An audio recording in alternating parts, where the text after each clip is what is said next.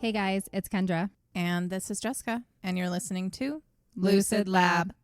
We are now in the midst of spooky season. And Yes. I sent you a TikTok this morning. You'll have to check it out. There's a cool place. Oh, I did see it. Did you see it? I want to go. Yeah. I'm getting into the Halloween spirit. I bought my first set of decorations this weekend. Nice. And maybe I'll start putting it up. I'm trying to wait. We're recording, as you guys know, ahead of time. So I'm waiting until it's officially October.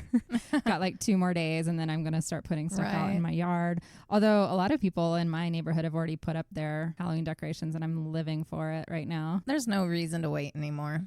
It's whatever you want to do. Yeah. I mean, you can leave it up year round. There's people with Christmas lights up right now that Yeah, I think that's have been there since last Christmas. Right? They just decide to leave it up all year. Yeah. Why not? So I was having a conversation last night, and I thought I would mention it on here because it's something that we talk about on the podcast. My cat, you know, I mentioned gets into everything. And last night I was like, I'm going to hide all this stuff in the microwave because surely he can't figure out how to open the microwave. And then my kiddo was sitting at the table and said, well, if he opens the microwave, then I'm seriously going to start thinking he's an SW. Oh, what's that? That's exactly what I said. And I said, what are you talking about? And apparently SW is an acronym for Skinwalker? Yes, but here's something I didn't know. And then so I said, you mean a skinwalker? And my kid said, stop saying it. You don't say it out loud. And I've never heard that before. And then my kiddo was like, it's a flesh pedestrian. Yes. Well, that's a morbid. That's a morbid thing. Yeah, that's what they started calling them when they started doing stories about them. So I never heard that. I'm pretty sure that they came up with it, or one of their listeners came up with flesh pedestrian. Yeah. I don't know, but it's out there for the younger generation because obviously my kiddo's 17 and you're not supposed to speak it out loud. And it actually comes from a Navajo tribe thought that if you speak it out loud, you attract those beings to you, especially if you're outside hiking or camping. You don't talk about it. So don't tell ghost stories. And if you do, don't say their actual name. The SW, because now I'm freaked out. I don't want to say it too much. There's a Native American word for it, which is the one you really don't want to say. Yeah. And I don't know. It was the first time I had heard that. I'm 44 years old and I'm learning something new every day. So I thought I'd pass it on. You guys tell me, maybe I'm just in the dark and I've never heard that. But well, I think unless it's part of your culture and you grew up hearing stories about it, and unless you're part of listening to podcasts like this, you probably never have conversations about SWs. You're not talking about well, my first thought was sex worker. Oh, no. Like, I don't know why. I'm like, why would he be a sex worker? Like, why are you speaking in code right now? It was so funny. He's going to hear you. I'm like, why is my cat going to work in that industry? Well, I don't know if he'd be that. If he was, at least he's a nice one. He loves you. True. Except he does try to eat my face at night. Oh. I do wake up to him biting at my nose. But he's like, one of these days she's going to fall asleep for a really long time and I'll actually get some flesh. Maybe. I read that cats do that because they love you. It's like love bites. Yeah. Which I think get is it all what it night is. long. Saphira's, my face is like her lollipop. It's very annoying because usually what happens is her whiskers hit me first and it wakes me up and I'm like, oh, stop it. It tickles. Well, so Drew just left this morning on a trip. And so Fritz will be sleeping with me for the next few weeks. And we'll see how I get along with the cat in the bed. He may get like exiled back to his little room, which is my office downstairs, if he bites my face too much. I got to get my sleep. He'll be okay. I'm excited to cuddle with my cat more.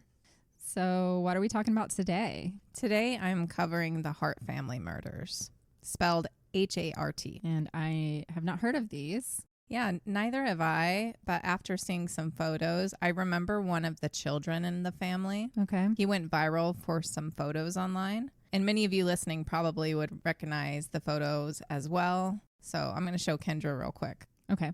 I have not seen those photos. Interesting. I had seen them before. I do remember them.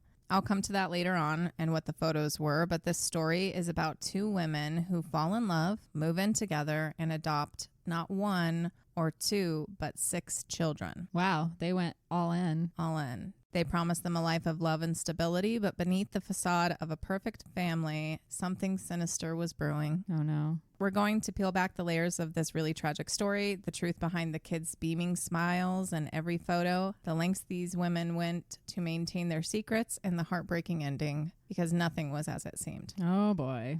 Let's go. You and your fucked up family stories. I don't mean to. At the top of this family was Ciera and Jennifer. Sarah Margaret Gingler was born April 8th, 1979. She was from Big Stone City, South Dakota. She was the eldest of 4 children. Sarah attended Ortonville High School in Minnesota, just over the state line, before going to college. She was shy in public, but outgoing with her friends. Sarah was not openly a lesbian in high school. In fact, she was dating a boy and was engaged to be married after high school. Sarah started her college career at the University of Minnesota, but after only 1 semester, transferred to Northern State University. She broke off her engagement before transferring. Unfortunately, that is the extent I could find about Sarah before meeting Jennifer. Okay. Her family is more tight-lipped. Mm-hmm. You'll see throughout this story that Jennifer has a larger presence in the family and why I think there is more about her out there. Okay. And she was very vocal on social media. So she's the extrovert and Sarah's the introvert. Yeah, very much so. Jennifer Jean Hart was born June 4th, 1979. She grew up in Huron, a town of 13,000 people in the eastern South Dakota plains. As a child, she loved animals and wanted to have her own farm. She played the trumpet at church Christmas services. She played on the boys' baseball team, which she preferred over girls' softball. Jennifer had 2 brothers, Jonathan and Christopher, all 4 years apart. Her parents, Doug and Deb, divorced when she was 12 years old, and she and her brothers stayed with her mother in their family home. They were with their mother during the week and visited their father on the weekends. That was for a while at first anyway. She attended Huron High School, and at 14, she asked to move in with her father. Mm-hmm. Although he worked out of town every day throughout the week, he tried to make it work and would sometimes have to drive hundreds of miles back home to be with her at night. Living with her father did not last long because she started getting into trouble while he was gone. Yeah. In between getting out of school and waiting for him to come back. So she moved back in with her mother until she graduated in 1997. Jennifer enrolled in Augustana University, which is a Lutheran school in Sioux Falls, South Dakota. She was not raised Lutheran, but sought it out for herself afterwards and was baptized. Okay. In 1999, she transferred to Northern State University, which was 3 hours away in Aberdeen. And this is where she met Sarah. Okay. Sarah was an RA for the school. They started dating, and it was an immediate, intense relationship, and they moved into an apartment together. They both majored in elementary education, although Sarah had a focus on special education. So you would think that these 2 women specializing in elementary education must love children. You would think. Perfect parent material. Right. But the reality of motherhood is much harder than many of us thought it would be. That is true. We all idealize what it's going to to when we have our children, and then it's hard. Yeah, it's very hard. It's hard every single day. And I just have one. Mm-hmm. And Jennifer, she already seems to be coming apart at the seams a bit. I mean, who knows what her parents' divorce did to her? At 12. We have no idea. We don't have those details, and we don't know how she actually was as a teenager. But in January of 2000, at 20 years old, she was caught shoplifting. She stole a pair of Nike running shoes and 25 packs of sports trading cards. Okay. That's a lot of trading cards. I don't know if she had a thing for it, or she's trying to get one that's worth a lot of money or something. Or maybe, trying to sell it. When the police asked her why, she said she didn't know why she did it, other than that she had some stuff going on in her life and anything could have caused her to do it. She pled guilty to petty theft. After this, Sarah graduated in 2002, and Jennifer left school the same year without graduating. Okay. I don't want to postulate, but I think Jennifer just had a more difficult time with this thing called life, and Sarah didn't. But I see Jennifer maybe as more vulnerable to outside influences and opinions. Maybe. Sarah took her studies very seriously. She was often on the dean's list with a 4.0. Jennifer didn't take it as seriously, which isn't a bad thing. But it does feel unfortunate to lose out on a degree that you almost had, because she was only 1 semester short when she dropped out. This is the story for a lot of people, though. I know people I went to high school with who drop out right minute. at the end. I don't know if it's like this fear of success. Like there's definitely some psychological something to that. Yeah. On Facebook, Jennifer stated that they had to keep their relationship a secret for some time, and that when they did come out, they lost friends. So they ended up leaving South Dakota and moved to Alexandria, Minnesota in 2004. They both got a job at the same place. It was called Herberger's, a department store. Herberger's? Yeah, I've never heard of it. Heard of it. I don't know if it's still around. Midwestern thing. Yeah. They bought a 2-story house near where they worked, and there they decided to live openly as a lesbian couple. And it was around this time that they started distancing themselves from their families. Okay. Neither family had an issue with their relationship. Well, then that's weird. Jennifer had a gay brother and uncle.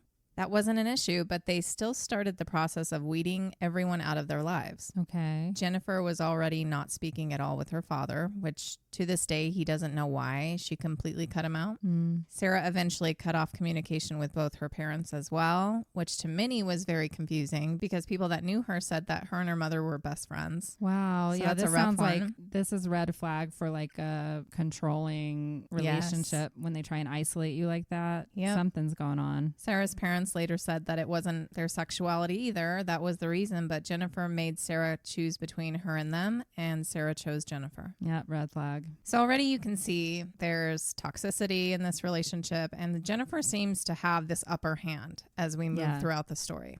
And it's totally fine to cut people out from your life. Yeah. If you feel that your well-being depends on it. Right. But in this scenario, none of the family members from both sides understood why that happened. Okay. And it was clear that Jennifer was isolating Ciera into their own little bubble from anyone that knew them in their old life. Okay. In 2005, Ciera had her last name changed to Hart, although they didn't marry until 2009 in Connecticut, as at the time, same-sex marriage wasn't legal everywhere. Right. But after Ciera changed her name, things moved pretty quickly for the two because suddenly they were fostering a teenage girl. She was 15 years old. Okay. And by all means, this girl seemed to be a well-behaved, responsible young girl, but Ciera and Jennifer were looking to adopt younger children, and they found some. And just 2 weeks before they were to receive these other children, Ciera and Jennifer quite callously dropped this girl off at a scheduled therapist appointment and never came back for her. Wow. Oh my God. The therapist had to tell this young girl that the Harts were moving on from her and were no longer going to foster her. Oh my God. Her name was Bree. Ciera and Jennifer said that Bree was a friend's troubled daughter who they agreed to take in. I don't know why this was something that they used to push. Maybe to seem benevolent instead of what it was. They just didn't want her. But Bree's mother did not know them at all. Okay. So that is not what happened. Bree had been in and out of foster care since 7th grade. She was 12 or 13 years old. She was rarely in school at the time, and social services stepped in and removed her from her home, from her mother. Yeah. Her mother had severe depression. She loved Bree, but she couldn't take care of herself or Bree and just kind of let her do whatever she wanted, which included not going to school. Yeah, well, I don't think any kid would go to school if you didn't have a parent telling you to. Yeah, that you had to go. When Bree was with Ciera and Jennifer, they didn't let her see her mother, which was rough because she didn't have a bad relationship with her mother. Her mom was struggling. She and her mother missed each other so much, though. Her mom would sometimes come and pick her up from school for lunch and then take her back. But somehow Ciera and Jennifer found out. It was always an issue. Okay. Bree was working at a Subway, and even though they never took her there and made her bike there or use a cab during cold weather, her checks went straight to Jennifer. Wow, that's a bitch move. Like, you take this kid in, you're supposed to be teaching them how to live on their own, and you're keeping all their money. And I'm wondering what she was telling that girl, too. Probably like, it costs so much to keep you. Well, they told her it was for her savings account. They were trying to help her become responsible because she was a teenager. Right. And she would soon, Need to be age on her out. own. But when Bree asked for some of her money to buy something that she wanted, it was something that was kind of expensive. They told her, well, there isn't enough money in the account. When she asked where all her money went, they told her that it was used to pay for her cab fares to work. But even with that, she should have had a lot more money left. Yeah. She was making like $800 a month, which back then was a lot for a kid. Right. It's a lot of money. She lived with them for a year. Jennifer was often in moods, and whenever that happened, Ciera would take over all of the house chores. Ciera was quiet and reserved by comparison. She said it was always awkward because she would be sitting in the living room while they scoured websites looking for children to adopt. That seems so weird. I mean, she was excited for part of it, but at the same time, it's a very weird place to be, knowing that you don't know what's going to happen. Every child they looked at were children of color. They were never white. Was Bree? Bree was white. Okay. They told Bree that they would keep her until she was 18, even after they were able to adopt. So she expected that to be the case and was blindsided that day she was dropped off at the therapist. That's so callous to just drop this child that you know is already and not even say anything vulnerable. to her. Yeah, that's fucked up. There was only one incident that Bree can think of that may have led them to getting rid of her. They all went on this trip with another couple in Wisconsin. Ciera and Jennifer were diehard Green Bay Packers fans. They planned to go to a training camp game and go camping for a week after. After the training camp, all the fans were there that day rushed to the tired, sweaty players coming out to their cars for signatures. They had footballs they were having the players sign.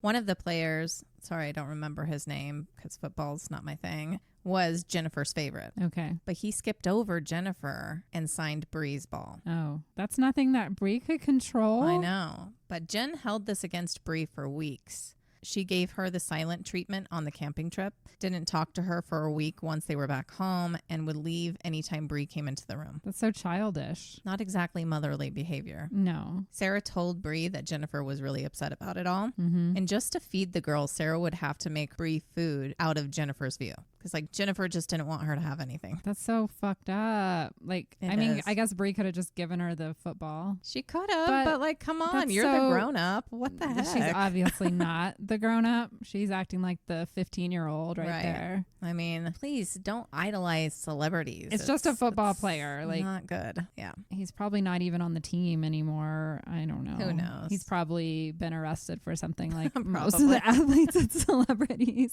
But before there was any chance of mending this ridiculous situation, Bree was sitting with her therapist and being told that she wasn't going back to them. Wow. While she was in that appointment, they had already quickly moved all of her belongings to a new foster home and didn't even bother to say goodbye.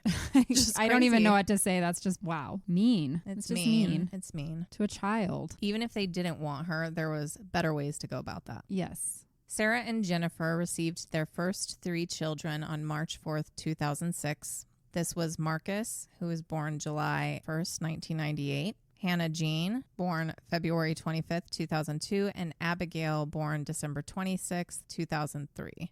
They were siblings. Markis was 8 at the time. Hannah was 4 and Abigail was 2. Okay. The kids came from Texas. I'm not sure what the process was up to this point, but the Child Welfare Office in Minnesota did not support this placement, but Texas didn't care about that.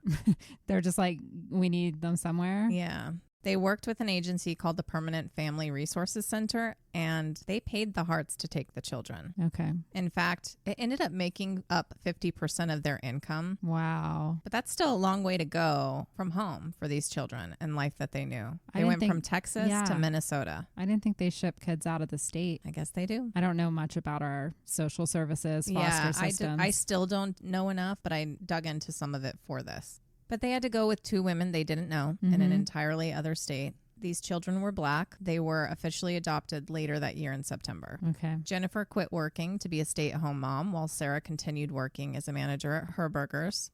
And 2 years later in 2008, they started fostering 3 more siblings from Texas. Devonte, who was born October 24th, 2002. He was 5 at the time. Jeremiah, he was born February 24th, 2004, and he was 4. And Ciera, who was born April 20th, 2005, and she was 2. Okay. They were also Black. After 6 months of living with Ciera and Jennifer, the adoption was finalized in February of 2009 for the second set of siblings. And again, they were paid by the state of Texas to take the children. Okay. Which I guess I live under a rock because I didn't realize that people were paid to adopt children. That's like the whole controversy about it and why so many foster kids are abused is because people do it for the money. I mean, I understand, you're paid to foster, but to adopt, I thought you had to pay to adopt. Maybe not in circumstances of them trying to get kids out of the system. It does depend on the situation. Yeah. Like when I did a quick Google search, it says, no, you're not paid to adopt. Okay. But there are certain organizations or certain people that you can work with. And if children are rated a certain way or whatnot, they will pay you. Okay. Texas was sending them $1,900 a month for the children. That was supposed to last until they were 18 years old. That's a decent chunk of money. And in certain circumstances, it can last to 21 that they could be receiving this money. Okay. So in just 2 years' time, well, a little less than 3 years, they went from being a young couple with a new home to having 6 children. Why 6? They could have stopped with the first 3. Mm-hmm. I know. I read a book by Roxana Asgharian called We Were Once a Family. And I'm so happy I came upon it because it gives more insight into the lives of these children before they ended up with Ciera and Jennifer, which you don't see a lot of. Okay. And just the fucked up state of our systems here in America. I know. Texas was quick to remove the children from their families and quick to adopt them out. And it could be argued that all were in loving homes. Really? Prior to this happening. Yes, there was shit that went on. We're going to talk about it. But I don't think it was a situation where the children should have been removed. Oh, no. It's just so sad because these families lost their children not only multiple times to the fostering system, but then again for life. Yeah. You know, once they're adopted, you're done. It's just horrible. But coming upon this book was a necessary piece of this because throughout all of the articles and videos I read and watched, you didn't hear much about the children's families, the birth families. Right. But Roxana goes in depth about their experience, and we now have, you know, that side of the story as well, which is important. It was a culmination of 5 years of work on her part to have the birth family's stories told. Mm-hmm. And they should be, because we all know families are complex. Yes. Good and bad decisions are made as you're raising children, and groups of people are marginalized and judged harsher than others. Of course. Of course, if there is abuse and neglect, you do what you can to help that family or remove the children. Right. And in some cases, it's difficult to know the actual level of threat to a child's well-being. Mm-hmm. It's all very complicated. I can't go into depth like I would want to in this episode about it all, but for these children, there were other options and ways for them to stay with family and safely, but the state didn't allow it. And then they shipped them off like so far away that they could never interact with their biological families. Yep. For the first set of 3 children, Markis, Hannah, and Abigail, Marcus's last name was Thomas and the girl's last name was Shurik. They had different fathers. Tammy Shurik was their mother. Tammy was white and the children's fathers were black. Okay. Tammy held out hope that when her children were old enough, they would find her and she would see them again. She'd tell them how much she loved them and explain to them why they were taken from her. Mm-hmm. She would never get the chance. Tammy had a difficult life. She was sexually abused as a child by her father. Her father, of course, denies this. Of course. At some point, she ended up living full-time with her grandparents. But her father's abuse, it affected her. She had strong sexual urges as a child. She lost her virginity early on. Yeah. Her grandparents knew that it was an issue as she had tried to do things in the home, but they didn't realize how much of an issue it was, this sexual drive that she had. Mm-hmm. She was actively having sex at 11. Oh, my God. And her goal was to get pregnant. Oh. She wanted to love something as much as they loved her. Right. She wanted full acceptance. It was rough. She was a volatile teenager. She started threatening suicide at 13 and was sent to a treatment facility. And even though she was abused by her father, she still wanted his attention. But she seemed to be the last thing he cared about. He had 2 boys from another marriage. And then now, at this time in her life, he started a relationship with a girl that was just a few years older than Tammy. Wow. He's just a sicko. Her name was Trish. She was 17 at the time. Wow. Trish ended up staying with Tammy's father for a very long time, I think to this day. Wow. So they're still together. But how confusing is that for a teenager Yeah. who has already been through so much and now your father is with someone in your age group? That's so weird. It's, not so good. So many messed up situations in this world. I know. So complicated. It makes me feel very fortunate. For living somewhat normal. Exactly. I mean, we all have our shit. But yeah, we do. Wow. Yeah. I didn't have this. I know. Her grandparents were just not able to handle all of her emotions, and she ended up being sent to that facility 3 separate times, and every time she was put on heavy drugs. Tammy was diagnosed with borderline personality disorder, PTSD, bipolar disorder, and major depression. Mm-hmm. After her last 6 months stay at the psychiatric hospital, she was sent to a youth center that abruptly took her off all of her meds. She already had an extreme fear of abandonment, and without her meds to regulate that, she was a mess. I bet. But while there for 13 months, she kept in communication with the boy that she had met online. He was in his 20s, young, half Samoan. She really liked him, and he bought her a plane ticket to go out to him in California once she got out of there. Okay. When she got out of the hospital, without telling anyone, she went. But when she got there, it wasn't a man in his 20s. Oh, no. It was an old man with gray hair and a protruding stomach. Oh, no. He got them a hotel room, but she refused to go up. Yeah. And she just sat in the lobby. Thankfully, this man didn't force himself on her. Okay. She stayed in the lobby the entire night with the hotel clerk watching over her. Wow. And then that man who tried to trick her took her to the airport the next morning and she flew home. So what a scary situation. That worked out okay. Thankfully, it all worked out okay. That could have been very scary. Yeah. When she got back, she tried to go back to school, but having been in hospitals for 2 years, she was behind everyone and it was really hard. So she dropped out. She hadn't seen her mom in years, so she went to Georgia to see her and met an older man there. Yet an older man again. Mm-hmm. They agreed to meet up in Texas, but when he didn't show, she tried calling her grandfather to come get her from the bus station, and he wouldn't. Like, he was done. And at 16, Tammy became homeless for a month before they let her come back. Still seeking attention from whoever would give it to her, she found herself in a relationship with a black man, and she became pregnant with Markis. Okay. Tammy was still young, and even though she really wanted a child before, she was not ready. Of course not. So Markis was raised by his grandparents for the first couple years. Okay. Tammy met another man, and then Hannah was born. And after that, she was a little older, and she had calmed down and stayed with her kids at the grandparents' house, or they would live with her father at some point. So Tammy, at this point, she's still very young. She's right. Wow. like late teens, I believe. That's wild. Maybe like 2021. Tammy was being the mom that she needed to be now. Mm-hmm. And everything was going well until it wasn't. Okay. It all started at a birthday party for Markis. Tammy was pregnant with Abigail. Hannah, who is now 1.5 years old, was sitting on the ground or somewhere, and she got covered in ants. Okay. Tammy freaked out, and she dunked her child in a kiddie pool, like trying to get them all off of her because she had been bitten a lot. Right. But even with that, one of those bites got infected. Oh, no. And it got infected with a staph infection, MRSA. Shit. They had to remove a quarter-sized chunk of her flesh. Yeah, that's so serious. Not sure on what part of her body, but she was put on antibiotics after this.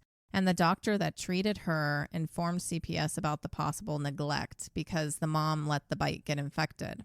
Okay. Everyone stood up for Tammy, but CPS got involved for the first time, and it scared Tammy a lot. It made her really withdraw. Like, she's like, oh my gosh. Yeah. These people are actually involved in my life now. I tried to get her help. Like, she took her to the doctor. Right. So Tammy moved back in with her grandparents, and they all moved to Columbus, Texas. A couple weeks after Abigail was born, Hannah got sick with a respiratory infection that turned into pneumonia. Uh-oh. It scared Tammy because Hannah also had asthma. Mm-hmm. She didn't have a car, and the grandparents were not home. They were in another town or something.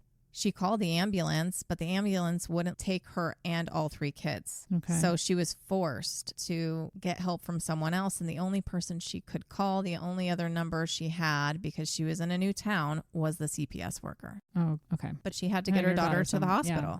When they got to the hospital, Markis, who was on ADHD medication, he didn't take it that day. And so he had top energy and was just all over the place, bothering nurses. Tammy was in the room with a very sick child, a little boy going wild, and a 2-week-old baby. Yeah. Sharon was sitting there with them the whole time. Sharon is the CPS worker. Okay. Tammy had her hands full. She couldn't Obviously. exactly discipline Markis for acting up. But a nurse came in and asked to talk to the CPS worker. So she left. And when they came back, Tammy was told her children were going to be removed for medical neglect. She was then charged with child endangerment for intentionally and recklessly putting her child's health at risk. Wow. She was charged with 3 years of deferred probation. She completed all of the required parenting classes assigned to her, but when she couldn't pay the $225 court fee and missed some of her required community service because she couldn't get to it, it landed her in jail for 30 days.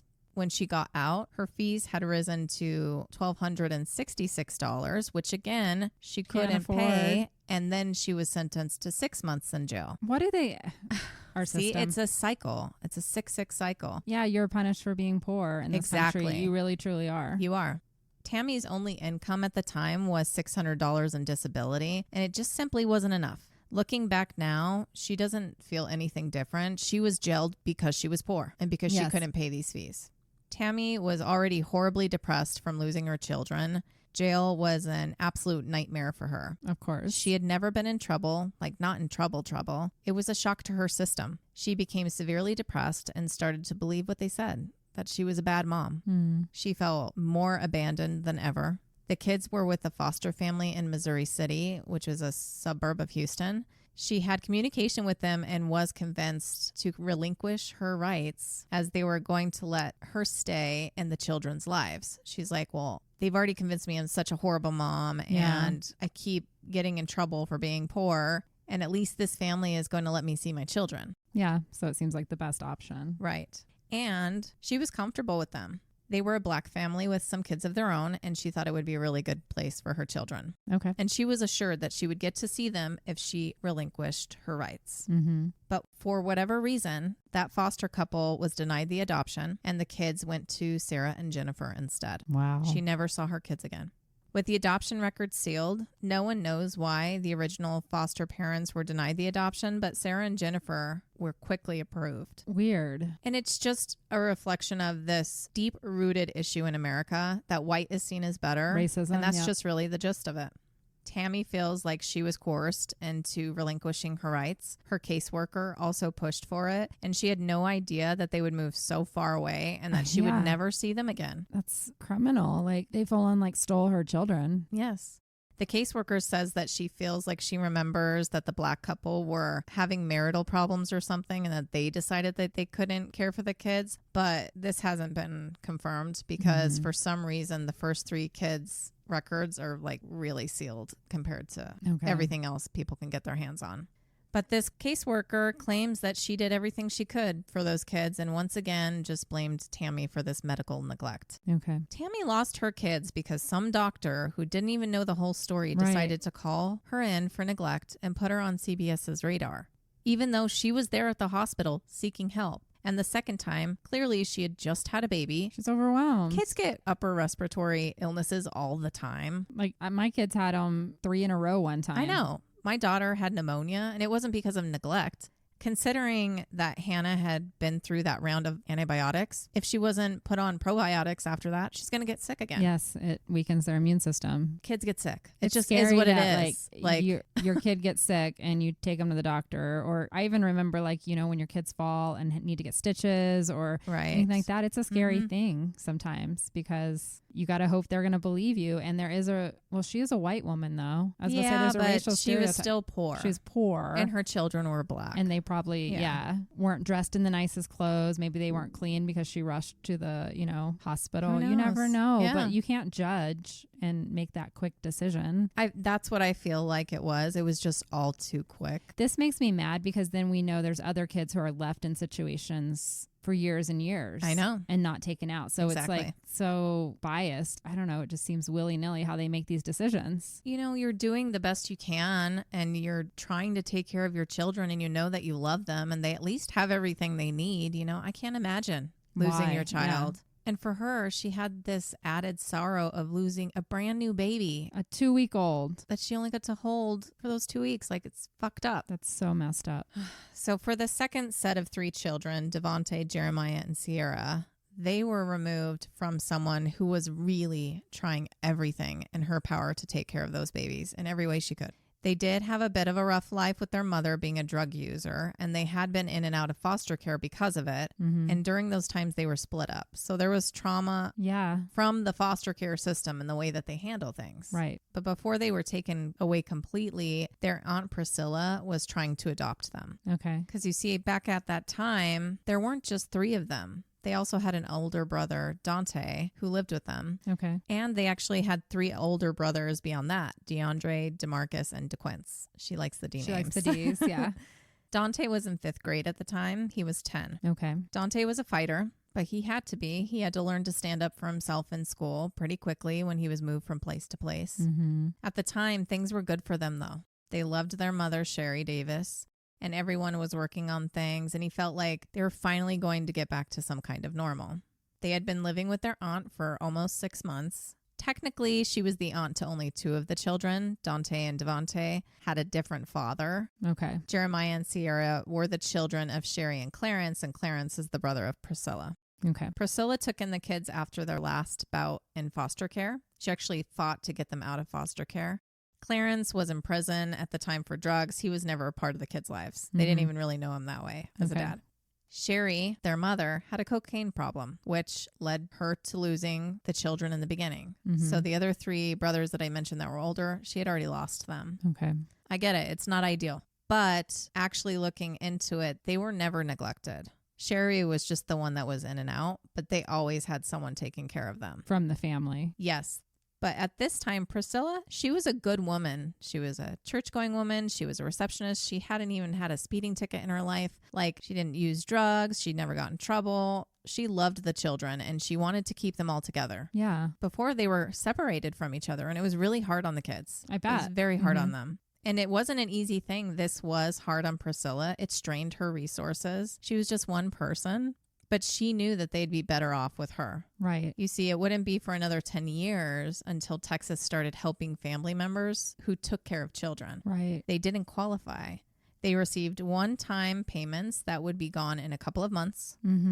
Only unrelated people would receive monthly stipends. That makes for absolutely taking no care sense. of children. I know. No sense. You're not helping the family. You're not helping them. You're creating more problems. Yeah, and you're messing the kids up by ripping them out and putting them in strange situations. When Priscilla took the kids in, she lived in a 2-bedroom apartment with her daughter and grandchild. And of course, when child services came to check in on her, she didn't pass a home inspection. It wasn't enough rooms. So she had to move into, I can't remember if it was a 4 or 5 bedroom, but she moved into a much bigger apartment and just on her salary. Wow. Not to mention, she didn't receive the help that she needed. Like, she had to buy all the additional items that children would need. Beds, clothes, everything that they needed. The state didn't help. They did not help her. But they're going to give Jennifer and Ciera money to take these kids. Exactly. But because of that, she absolutely had to keep her full-time job. And sometimes they would call her in at different times and she would have to go do it. But 3 of 4 of the children weren't in school yet. So she needed help. Her daughter was the caregiver most of the time during the day, which was fine.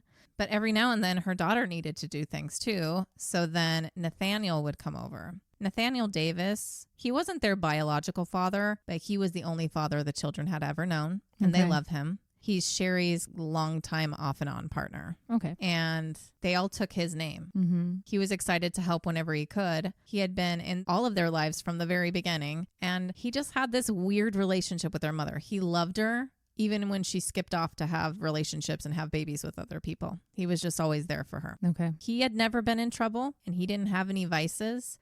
See what I mean? How it's complex. There were these people there that could care for these children that weren't that way. But it wasn't the perfect little family unit, or... It's not his fault the children were taken away from them, but Sherry did live with him from time to time, and she failed a drug test one day, and that's when the kids were taken from the home originally. Which was heartbreaking for him because to him, they're his kids. Like, he missed them terribly. Right. And he made it very clear if he had to choose between Sherry and having the children, he'd have the children. Yeah. But they wouldn't let him keep them. They were his whole life. The kids were always taken care of, fed, clothed, and loved. But Sherry's drug habit and her record with the first 3 children made her this walking risk to be around the children in any way, even though Sherry was very loving. She never hurt the children. She never abused the children. It's just she would disappear from time to time. She just had but whenever she was home, she was kind of a perfect mom. She just had this problem. Addiction. Obviously, you can't be a mom and just skip out of town for a few days. No. But if there's other people in their life, that's still the best place for them. Right. There was only one instance of abuse that was ever brought up, and it had nothing to do with Nathaniel or Sherry or the children in the story. But it was one of the reasons why Sherry's other child, like one of the older children, was taken away. And that's because she let the biological father have the child for the day, and he came back with broken bone. Oh my God. And they took him to the hospital and, took him away from her. Oh. So, and when it came to Nathaniel and why he wasn't allowed to have the children after she failed that drug test, they just saw it as him enabling her drug use. Even though he had raised them and simply, let the mother come and go, they just held him just as accountable. Which is unfortunate. Yeah, that is unfortunate. Again, there's no abuse. Right. And so you're going to rip these kids out of the only stability that they had in their life. And even though Sherry had her constant issues with relapsing, she really did want to stay in their lives. She had a rough life. Like, she had a reason to be how she was. Her mother was murdered when she was 12, and she spent her youth in and out of family members' homes until she was homeless, and that's when she was introduced to cocaine. So she didn't have what she needed growing up. And, in these communities where you don't have the resources you need, unfortunately, it's just sometimes what comes about and how you can handle your situation. Sherry would work when she could, and she helped pay for the stuff that the children needed at Priscilla's house. She always offered to come help with the kids, but the issue is she wasn't allowed to. Because of the state. Yeah. Her lawyer made her terminate her parental rights. It was the only way of keeping the kids in the family. That's what they were told. Oh, so no. she did. Yeah. And this was so that Priscilla could adopt the children. Okay. But one day, Priscilla had to get to work, and she didn't have anyone else to call. Okay. Everyone else was busy. She'd only done it a couple of times because she didn't want to risk it, but she needed the help, and she called Sherry. And that day ended up being a bad day to do it because that was the day Child Protective Services decided to make a surprise visit. Of course. Yeah. Sherry pretended to be a friend at first. You know, they're helping because Priscilla had to be at work pretty early in the morning and the kids aren't awake yet. Mm-hmm. So she came to help. The caseworker took a tour of the place and the rooms. Didn't have all the furniture they needed, but they had just moved into that new apartment. Okay. Like, this is still all brand new. So she was trying to get that stuff. You know, she's going to work. She's trying to get this the stuff. money. Once again, The state doesn't help her. It's because you're poor. After this one visit at the new place, the kids were removed from the home based on the potential risk of harm, even though there was never any harm present before. Okay. It's just so unfortunate because the abuse that they experienced in life wasn't never at the hands of the people who are trying to care for them and their family. Right. The abuse, withholding of food, and living in squalor was what they experienced in the foster families. And you hear that story, unfortunately, more than you'd want to. It's horrible. Even at one point, Dante was at this house where there was like this dog cage situation because he wasn't allowed to eat with the rest of the family. And these are people that were paying to take care of these children. That's what I'm saying. We know that there's a lot of abuse in the foster system because people just want the money and then they don't use it towards the children. It's the foster families that really fuck up a lot of these kids. Or they want the kids so they can abuse them. Mm-hmm. When they were back with their family, they were better. They were so much better. And there's so much more that these kids went through in foster care. It's sickening, but I can't get into it all. We will have more of that later on, unfortunately. And it's just too much. This story is really tragic to me. Being at their Aunt Priscilla's home was the first time the kids were happy in almost 2 years. It's just one of those things where it never seems like it was enough of a reason to yank those kids out of there. Doesn't seem like it. Were the kids being harmed? Were they bloodied? Were they too skinny? Right. There wasn't something to suggest that anything bad was going on. The only reason they were taken was because the CPS worker showed up and Sherry answered the door. This kind of stuff makes me so mad because once again, there's other kids that are getting repeatedly abused, broken bones, all that. And CPS is just like, nope, just leave them in the family. It's going to be better for them with the family. And then you hear stories like this. There was, I think it was maybe only like a year ago, there was a whole expose about the foster system. I don't remember what state it was, but it was in like, I think People magazine or something. I remember reading, and it was a lot of stories, and it was from a lot of people of color families having their children taken away. Yep. So I know there is just some really messed up stuff going on. Yeah. If you want a good read, just to see how bad like this child welfare situation is in this country, I do suggest you go read that book I mentioned earlier. It's called We Were Once a Family. She goes into great detail of the failings of the system. Yeah. It exists to help children, and yet it's set up to harm these children, not save them. And I'm not saying that this is the fault of every caseworker. No. This is a hard fucking job, and they have too many children to keep track of. Caseworkers quit all the time. The system, the entire system is a fucking mess. And they don't pay those caseworkers anything. No. To take on the amount of trauma they have to see with these children. Like, I don't know. But these poor kids, they woke up just another day at Aunt Priscilla's home. They got to see their mom, and they were instantly taken out of that house screaming and crying. Once again, they were separated. Yeah. Dante was sent to one home, and his siblings were sent to another. Dante felt hopeless. Yeah. And that night, he tried to strangle himself with his belt on a bedpost. Oh, my God. He's 10. It didn't work, but he just wanted to be home. And it was almost Christmas. It was going to be like their first time in a long time to just be together and be kids. There were already presents at his aunt's house sitting there waiting for them.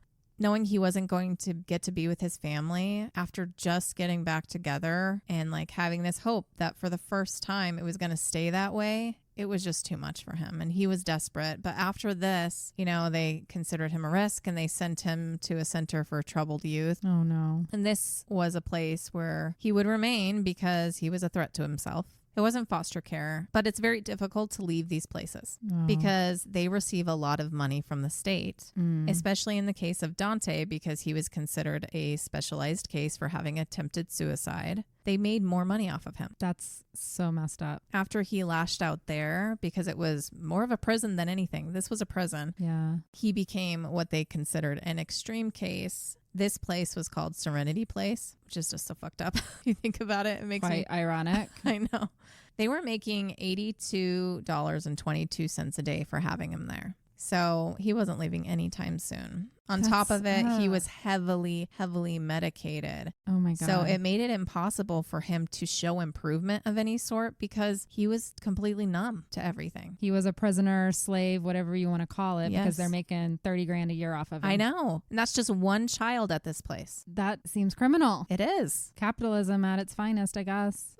These particular like youth homes, these hospitals, these treatment centers, I swear need to be just banished. They're just horrible places. It's very rare that you find one that is doing things for the good of the children are staying there. They're breaking the children even more than they already were. Yep. But Priscilla and Nathaniel, they kept trying. They tried to see the kids. They were trying really hard to get them back. You know, Priscilla was still working with her lawyer to adopt them. She was still trying to make that happen. They wouldn't even let Nathaniel see any of them. It sucks. And when Priscilla went to CPS to go to what she thought was a meeting that they were going to have with her about, you know, her path in adopting them and learn about steps through them on getting them back, she was told to say goodbye to them and that she would never get them back and she would have no contact with them moving forward. Why? She did nothing. She didn't. She did nothing other than let them see their mom for a morning. So that she could afford to feed them. She had to go to work. Yes. She worked on making up funds to fight for the adoption regardless of this. Like she just kept at it. But soon she found out that the kids were already on an adoption website. And when Priscilla's case was ready to be heard, they rejected her. She appealed and that was denied. And when she tried again, she found out that the children were no longer living in the state and that a white family was going to adopt them. But they didn't know where. They didn't know who. That would be so infuriating. I don't even know. Like, you would just have such a helpless feeling. It's helpless. There's nothing to do. All you can do is keep trying. But when they constantly are denying you like any basic human rights to keep the children in the family, like that should be your first goal. I think it is nowadays, although this wasn't that long ago. No, this wasn't that long ago. I hope it's gotten better. It wasn't until a year later that Priscilla's case was officially closed. And that meant that there was absolutely no way to get the kids back. Wow. Ever. Well, yeah, because they were adopted. Right. At that point. And Dante was left in this hospital. No one told him that his brothers and sister had moved to Minnesota. He never got to say goodbye to his own siblings. Wow. And Dante had to stay in that hospital for 4 years. 4 years. Nathaniel tried to see him all the time. They would never let him see him. They wouldn't even tell him that Nathaniel was trying to see him. He didn't know that anybody tried to see him for 4 years. He must have felt so alone. They would even bring him gifts. They would never give him to him. He literally thought he was abandoned for 4 years. And he had people that wanted him and were trying to see him. They wouldn't let it happen. When he got out, he was 14 years old and he was sent to another foster parent. And this was Deborah Roberts. Deborah was a really amazing woman. So she's a good foster example. And she felt for him. And she actually fought to help Nathaniel get custody of Dante. But what is horrible is if things were done the right way, the kids actually should have never been adopted out while a family member had appeals coming in. Yeah. She was actively seeking adoption and they did it anyway. That's not supposed to happen. Oh, really? But now all 6 kids are with the Harts. So how exactly did that happen? As soon as Ciera and Jennifer got their home in Minnesota, they wanted to have kids. No one really knows their personal conversation about it up to that point, if they wanted kids their whole lives. No one knows why it started so quickly. And why 6? Yeah. There are several ways to adopt. They decided that they wanted to take the foster to adopt approach that involved ensuring that children's parents do not satisfy the requirements to reunite so that they could become the children's permanent home. Okay. In order to do that, they had to become foster parents. Once they did that, that's when they took in Bree. They got rid of Bree, claiming that they found rope and a note under her bed, claiming that she was suicidal and they didn't want that around their new children and that she had odd habits like eating out of the trash. So they just made some shit up? Bree didn't find out out about their reasoning to the state for getting rid of her until later. Bree has never been suicidal and just scoffs like, what? Like, why the fuck would I be eating out of the trash? Eating out of the trash. Yeah. Because Jennifer wasn't feeding her because she didn't get the signature on her football. Interesting because this becomes a theme. Oh. But they can't exactly say, hey, Bree got a football signed by Jennifer's favorite football player and that pissed her off. So yeah, it's not a good fit. Right. Bree never understood what she did that was so bad. And she was hurt for years after they discarded her like that. Yeah, that would give you some psychological trauma for sure. I don't know why they didn't try adopting locally, but it went pretty quick for them. They were approved to adopt through the agency working with Texas in August of 2005. They met the first 3 children in December, and by March, they were living with them.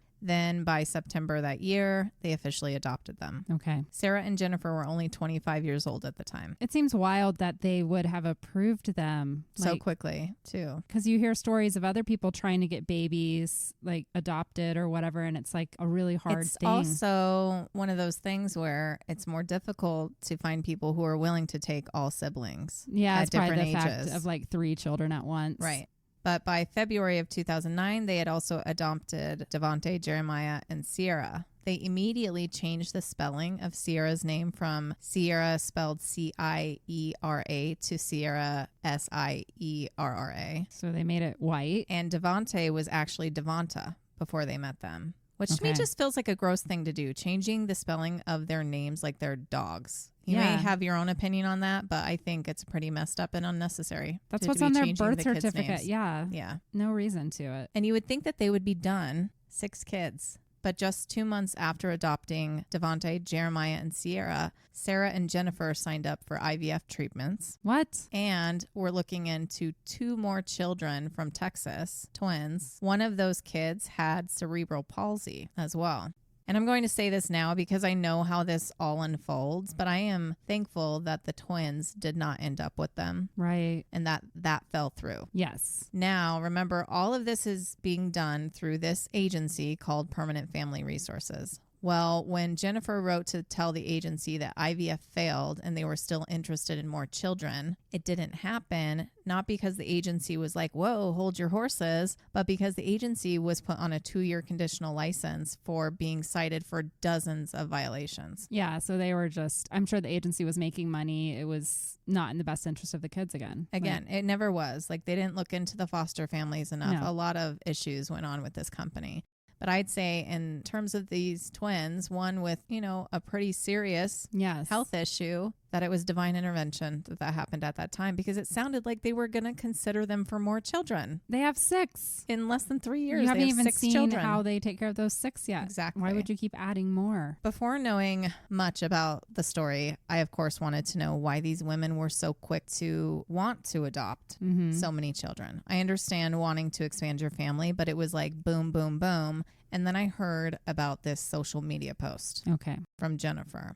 This was 10 years after the first set of siblings came to them. Jennifer wrote a lengthy Facebook post about Markis, Hannah, and Abigail's first night with them. Okay. No one can confirm through hospital records or anything like that if anything she says in this post is true, and because of patient confidentiality. But according to her post, it was a horrible night. She claimed that Abigail urinated everywhere, fell down the stairs, and had a gash on her chin. Hannah smeared feces on the walls and pulled out chunks of her hair. She also apparently ate so much food and so fast that they had to perform the Heimlich on her, which caused her to projectile vomit more than once afterwards.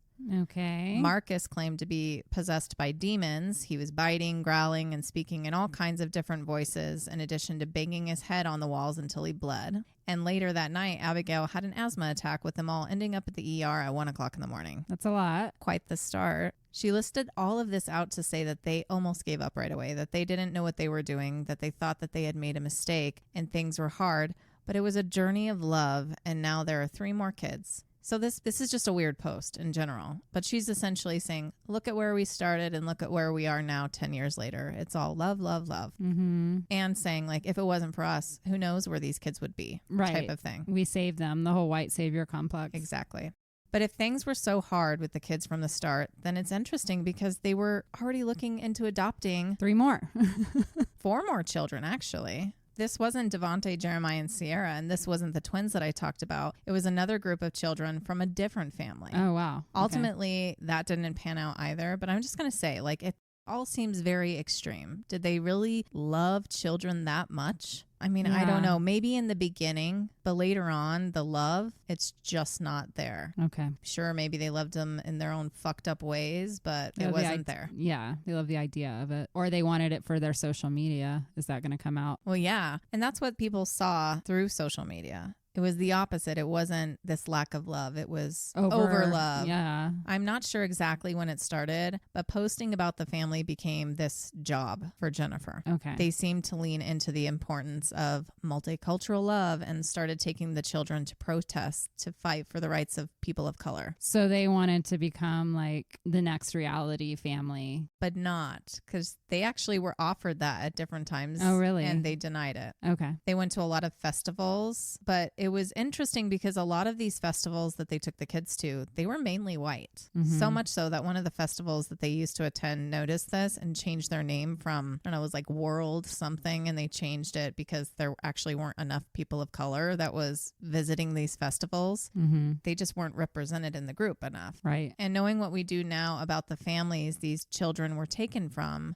I don't know, it just feels so backwards. Yeah. They were parading the children to show the world, hey, look at us embracing their background and educating them on where they came from and the injustices that people that look like them face. And they didn't know anything about the families that were still sitting there wanting them back. They did to an extent, and they snubbed them. Wow. If you're a white person adopting a child from a different race, you know, it's necessary. You need to provide that kind of access for them. Yes. But the injustice here is the fact that these children were ripped away from their families because of a system that continuously fails them and puts them in these positions. Right. And Jennifer did not hold back. Like, she was very candid online. While some praised her, calling them the Hart tribe, others found Jennifer to be pretty harsh from time to time. They were very involved in Black Lives Matter movement, but at the same time, she would inappropriately talk about the children's mental health and about their birth families online as if she knew them. Right. And saved them from their horrible abusers, and that they were just foul people, horrible people who never deserved them.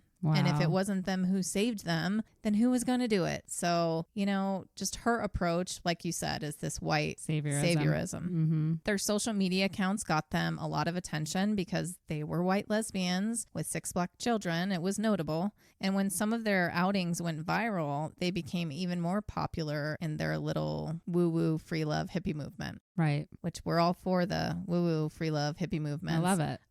But I've also instinctively known, you know, that a lot of people in these groups are staging fucking phonies. That's what I was about to say. I'm all for that if it's genuine. Right. And also, I think we've brought it up on here before. The more you post on social media about how the more I question you, the more I'm like, what's really going on behind closed doors? Yep. But these festival people, you know, I've met a lot of them. You know, I've done some of these things, and it's like they have this entire persona. But if you ever get into a one-on-one with them, there are some that are just flat out fucking evil, like not good people. And it's like, how do those type of people get sucked into something like this? And it's because they can manipulate people. Yeah. And people end up in the nonprofit space, religion, things like that for the same reasons. Yeah. Wolves in sheep's clothing. So many. So one of these viral moments that I mentioned was at a festival that Jennifer took the kids to. They were all watching the Australian folk singer Xavier Rudd on stage. During his performance, he motioned to a kid in the crowd to come on stage, and this was Devonte. Okay. Devonte became famous for wearing a sign around his neck that says "free hugs." The singer saw this, so Devonte started hugging him, but he didn't let go. The singer continued on with this chanting he was doing and just held Devonte. And Devonte started crying, and then so did the man. And it was this very emotional thing to see, a very raw moment. Right. They hugged for minutes. This is all on video, and Devonte turned around to the crowd, and with a wet face and his little free hug sign, it was this really famous moment to behold. Someone got it all on camera.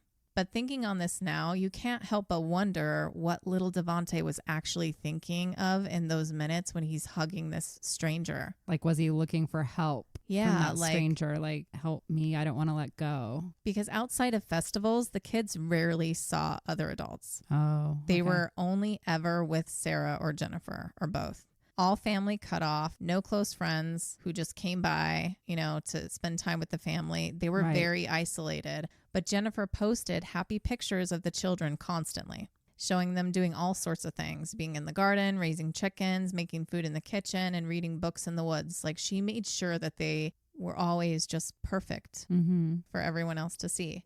Another time they went viral was because of Devonte again. It's always because of Devonte. He was really special. And I think just in the photo I showed you, like, he has that face. Like, yeah, he was just he's super a very cute. Special kid. I guess he and Jennifer were at a grocery store and there was some kind of interaction with another customer and the person checking them out about how, because of what Devonte looks like, he should be in sports. Oh, okay. The conversation was obviously a bit racist. Yeah. Devonte spoke up to them both, saying that he was not going to be playing sports. He was going to inspire people instead. He said, "I'm going to be myself, no matter how much people try to make me something I am not." The world knew about this interaction because Jennifer posted about it. Of course. And then someone online came upon it, blogged about it, and the next thing they knew, there was an article by the Huffington Post about Devonte. Okay. Jennifer was interviewed for all the details, and Devonte was described as being born into a life of drugs, violence, and poverty, destined to a bleak future before they got him. It said that he had drugs in his system when he was born, which is not true. And that by the age of 4, he had smoked, drank alcohol, been shot at, played with guns, blah, blah, blah. So Again, they were not true. They were perpetuating a racial stereotype with all of that bullshit. Yes, absolutely. While having black children. Yes. It's fucked up. But no one stops to question if what is being said is true. And the thing is, no one has actually ever been able to confirm that this interaction at the grocery store actually ever took place. Or she just made it up. If she just made it up to show her followers the struggles she has had to deal with raising black children in such a racist society. The Harts were put on a pedestal for all they were doing for the kids, and this attention skyrocketed when yet another photo of Devonte went viral. Okay. This is the one I showed you. Just 2 weeks after the blog ran the story, Jennifer took the kids to a public protest for Black Lives Matter. Devonte walked up to a cop wearing his free hug sign and told that cop that police brutality makes him cry. The cop just said, "I know, I'm sorry," and gave Devonte a hug. And this moment was captured and shared around the world. And part of the reason it went viral was because of Kim Kardashian. And that seems like an odd thing to bring up. But this photo came out the same time Kim put out that famous photo of her in that black dress with an arch of champagne going up and above her booty to land in that champagne glass on her big badonkadonk. Yeah. The conversation became about what we should be idolizing. Yeah. What we should be focused on. Not Kim, but this sweet boy hugging this cop and the real issues at hand. But you see, this story about Devonte going up to the cop and saying that is not true. The cop had another version of events. Oh, okay. The cop in that photo is Brett Barnum. He said that he noticed Devonte crying pretty heavily and asked Devonte to come to him. Okay. He said that they chatted about life for a little bit and art before they hugged. He was trying to distract him from whatever he was crying about. Other photographers were there that day and have different angles of the same situation. But they want to tell the narrative they want to tell. Yeah. There are photos of Devonte clearly in distress, the cop taking his hand to talk to him, and then Jen putting her arm around Devonte and dragging him away. Oh. It was obvious that there was a perfectly curated image for her family she wanted the world to see. And people do it constantly, like we just said. Jen isn't the only one guilty of this. This doesn't make her necessarily a bad person. It's what's going on actually in the home. But I think we've seen enough now where, we do question when something seems too good to be true. Too happy, too many rainbows. Yes, always. When everything seems staged, because that is what it was. And behind closed doors, it was a very different story. When fostering to adopt, the children have to be with you for a certain amount of time before an adoption can be approved. And obviously during that time, you're checked in on, progress is reported, and so on. Right. The process usually takes anywhere from 9 to 18 months, but for both sets of siblings, Ciera and Jennifer were approved to adopt just after 6 months or less. That's so fast. And when it came to adopting Devonte, Jeremiah, and Ciera, there was actually an incident of abuse reported at just 4 months of fostering. Not of them, but of Hannah from the first set of siblings. Okay. Hannah had a disturbing bruise on her arm, and when the teacher asked about it, she said that Jennifer had hit her with a belt. The police got involved, and Ciera and Jennifer claimed that they didn't know where the bruise had come from and that she had just recently fallen down the stairs. And they even listed like the number of stairs, which is odd. Yeah. It's something that the kids seem to do often. According Fall down to the Jennifer. stairs? Yeah. Well, they need to get their stairs looked at. And I don't know if this was just to cover their bases, but it seemed like a weird thing to offer up about your child. But they also said that Hannah is just going through some things and had some issues with food, and that she was stealing food from kids at school, rummaging through the garbage cans for food, and eating food off the floor. Okay. And Hannah would have been 6 at this time. Okay. I can see stealing other kids' food. Yes. And maybe eating something off the floor, you know, because They drop something and they want it. but looking for food in the garbage, yet again, it's like she's saying this now twice, but actually Hannah is doing this. Because they're not feeding her? And we'll come to this, but it's just a weird thing that Jennifer does. She offers up all the crap so that she can explain it all. Okay. So that it doesn't come back. Later. As like an when that issue. kid says that later. Yeah. And these kids, you know, they came from a lot of trauma. And maybe in the past they had to hoard food or get food from where they could. Right. And hide it in the room or wherever they were staying at these different foster homes. And maybe it's a hard habit to break. Perhaps. That may have been in the beginning, but that's not what it's going to be later on. Okay. Because I think she was starving already. No. Either way, I guess that was enough of an explanation from them because the case was closed, no charges were filed, and the Harts were cleared to adopt the Davis children. But part of the reason for that is when a caseworker came to check on the Davis children, she only heard all the good things. The incident was never brought up. Of course. But that wouldn't be the last time trouble in the Hart home would be reported. And remember, a lot can happen before things are actually reported. In November 2010, at school, Abigail's teacher found bruises on her. Oh, no. A lot. Bruises that went from her shoulders down below her waistline, front and back. Oh. Abigail told her teacher that Jennifer did it all. She Okay. said that she was hit with closed fists, that her head was submerged in cold water with both of Jennifer's hands around her neck, Oh, my God. and that her head was slammed against the wall, including having food withheld from her. And the reason for this extreme abuse, Abigail said, was because they found a penny in her pocket. Oh, no. She said she found it, but they thought that she stole it. Oh, my God. And that was the reason for the abuse. A fucking penny. It's a penny, even if she stole it. Police were called, and even though Abigail said that Jennifer was the one to do all of this to her, Ciera took the fall and claimed that she did it, and she was charged with misdemeanor domestic violence and received a 90-day suspended jail sentence and a year of probation. Wow. Okay. But before Ciera was criminally charged with abuse, while the investigation was underway, Hannah's teacher reached out with another concern. She said Hannah hadn't eaten all day and that she said Jennifer had shoved a banana and nuts in her mouth forcibly for being disrespectful. Ciera received that call and told the teacher that Hannah was just playing the food card and to just give her some water. Okay. The food card. One of the things that they do is they bring up their mental problems a lot. So like, Okay. it seems like they like to complain about the children, but then they blame it on the mental issues that they had. Or Okay. if there was a mental issue that they had when they first got them, they cured them of that. So Mhm. regardless, if someone called me from the school And said your and daughter's not this eating. is what your daughter is saying, I'm not going to say she's playing the food card. She's Just give her water. Yeah. She's What? just trying to get sympathy. Exactly. Fuck that kid. That's not What? how you talk about your child. No. It's just weird. After these 2 incidents, they immediately pulled the kids out of school to homeschool them. Oh, well, okay. That's convenient. Ciera was the only one working, so Jennifer did all the homeschooling. Were the children ever considered for removal after this, even with the abuse of Abigail, which was extensive? Pretty extensive down her back. In 2010 and 2011, the children's teachers reported the Harts to Minnesota Social Services 6 times. Wow. All times mentioning that the children were always hungry, looking in the trash for food, and taking food from other students. Other incidents included a concerning bruise to Hannah's hand. Hannah said that Jennifer hit her for lying. The other children said that they were often sent to bed without dinner, were made to stay in bed all day, or were made to stand in a corner facing the wall for long periods of time as punishment. Abigail was reported as being 6 years old, but she looked like she was 2. Because she was underfed. The teachers also mentioned being worried about calling the Harts about anything anymore because they were worried that the children were going to be punished for the teachers calling in. Oh, wow. But nothing came of that. See, this is when social services is not doing their job. Yes. They're overdoing their job in Texas, and then here they're just like, oh, it's going to be fine. And she was charged for abuse. Yes. And why aren't they all over this? Although nothing else was reported in 2012, there was an incident when Hannah lost her 2 front teeth. Okay. These were her adult teeth.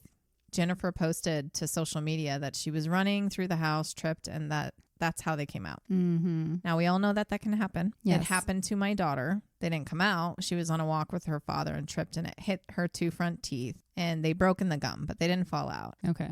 But this is just a weird thing. Jennifer posted these teeth on social media, bloody teeth. Okay. But this is a traumatizing thing for a child. Can you imagine? Your adult teeth. Your adult those don't teeth come back. too. Yeah. She was 10 or 11 at this point when this happened. Mm-hmm. I remember when my daughter was without her 2 front teeth for longer than other kids because we did have to take those out at one point for her adult ones to come in. Right. And it was a point of embarrassment for her. Yes. And this is an older child. Where she's not the age when everybody's losing their front teeth. And they never did anything for her. Hannah never had 2 front teeth again.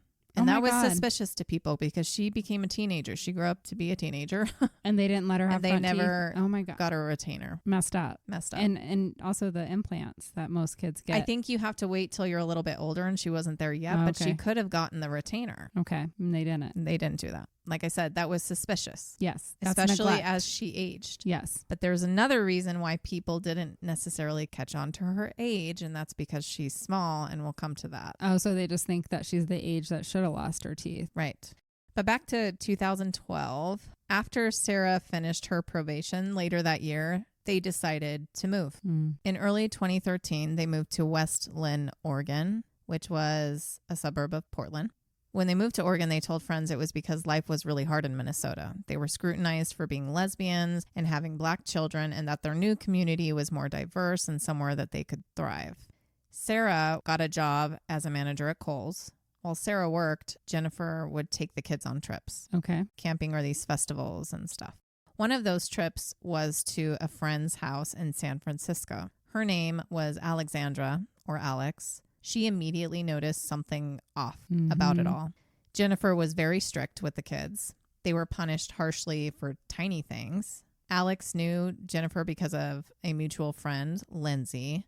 Lindsay lived in Arizona, and Jennifer and the kids went to visit her as well. Okay. Alex told Lindsay about her concerns, and Lindsay was able to corroborate that because she had her own. Yeah. They had ordered pizza, and Jennifer gave only one small slice to each child. Wow. But the next day, Lindsay noticed that all of the leftover pizza was gone. And she made a joke of it to her husband in front of Jennifer, like, ha ha ha, why'd you eat it all during the night? Something like that. Okay. Jennifer assumed her kids did it and made them all lay down on an air mattress for 5 hours at this woman's house, and they were not allowed to get up.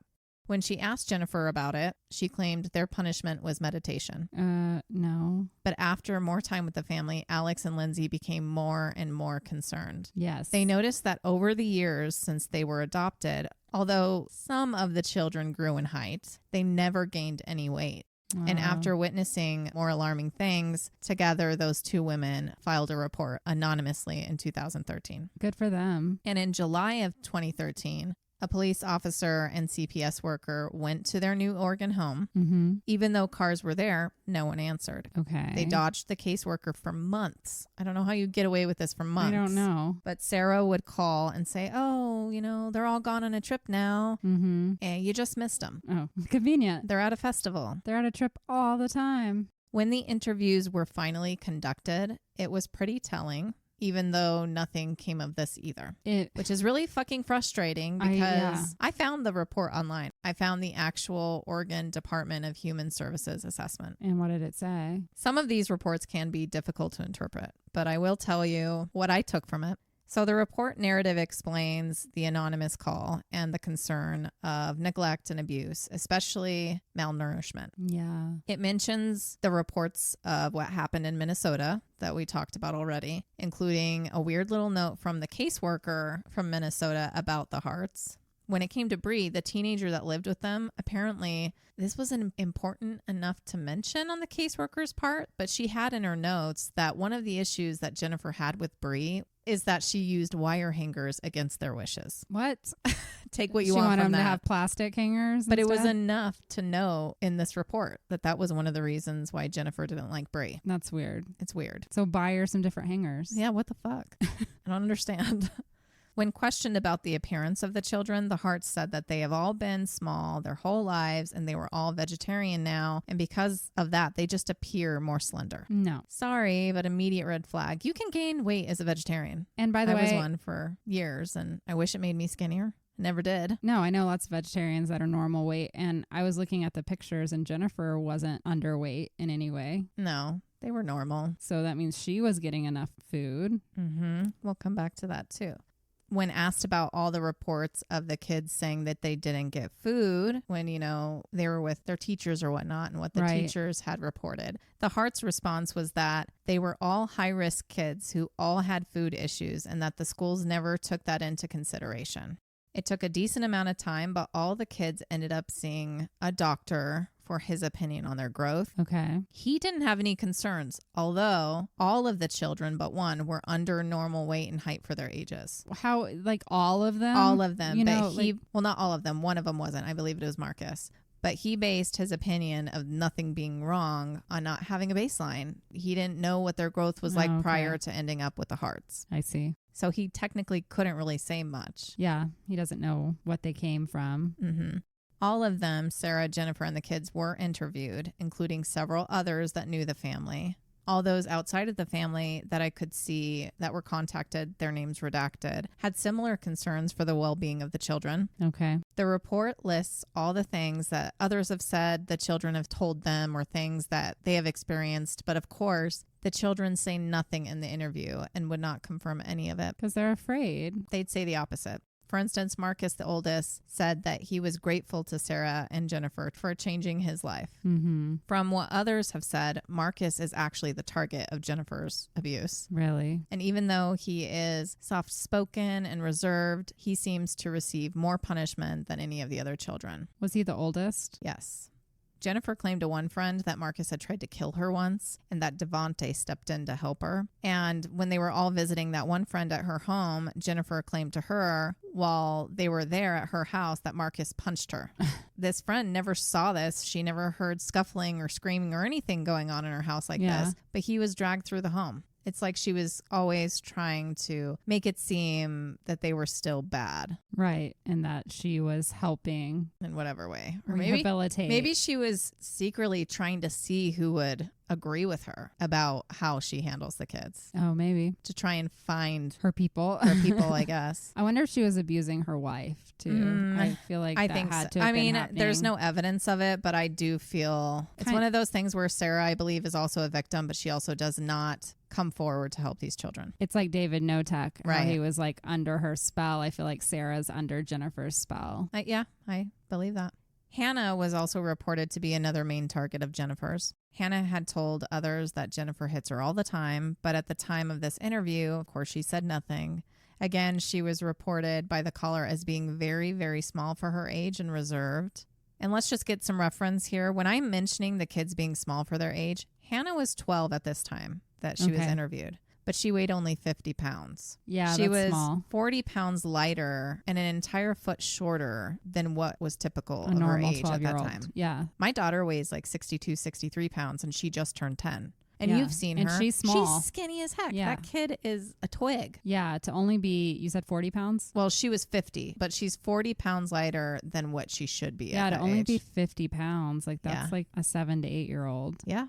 It's just weird to think of my daughter, this skinny little thing. I'm trying to think when I was 12, I was probably, around like 90 pounds or something. I was a skinny kid, but I don't know. I probably wasn't that much because I never weighed more than 100 pounds when I was younger. I can't remember. When I was in high school, I was like 105. I have one of something. 6 kids. I don't think I ever weighed myself to know what was going on. I was from the 90s when you had to wear the low rise jeans. I mean, I did that too, but I don't think I ever weighed myself. I'm trying to think. I don't know. Yeah. Weird. Anyway. But yes, the kids were small. Mm-hmm. And even if that doctor didn't have the baseline to go off of, they were still very small. And 5 out of 6 of them, and you're not going to have some kind of thing to say about that. It seemed weird. Abigail, like her siblings, was reported being very small for her age as well, quiet and not showing any emotion. The Harts said that Abigail, at 2 years old when they received her, was labeled as borderline mentally retarded, but that she's doing much better now. So these are words that they're offering up. Wow. Talking about their children. That's horrible. I mean, it's ridiculous. Like, why do you talk about your child like that? Yeah, we don't use the R word anymore. She was 2 years old. Yeah. How do you know that she has mental delays at 2? You don't. I mean, there's some things, but to say it like that, I don't know. Like maybe if you're not walking weird. at 2 or something. Right, something like that. So remember, Abigail's the one that the charge was actually made against Ciera, even though it wasn't Ciera, for beating her. But when she was interviewed for this and asked about it, she didn't say anything about it. Yeah, because they're all afraid. Children are not going to talk to you. Abused children especially are not going to tell you anything. Right. That's how you know something's going on, when they're too reserved. Because usually kids want to tell you everything. That's how they're all described except Devonte. You know, Devonte was reported as being the most outgoing of all the children for this interview, but he was the favorite. He was the favorite. I think he did find happiness within these festival communities.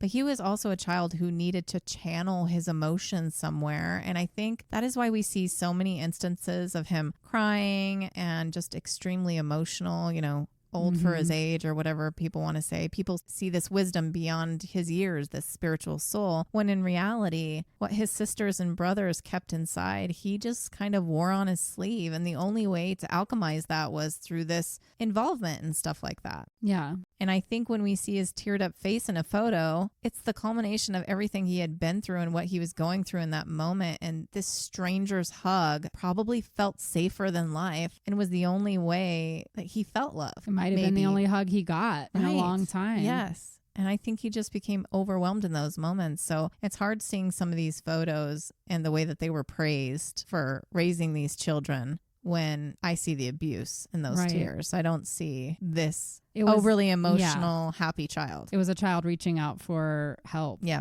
And I was taken aback by how the Harts discussed Devonte.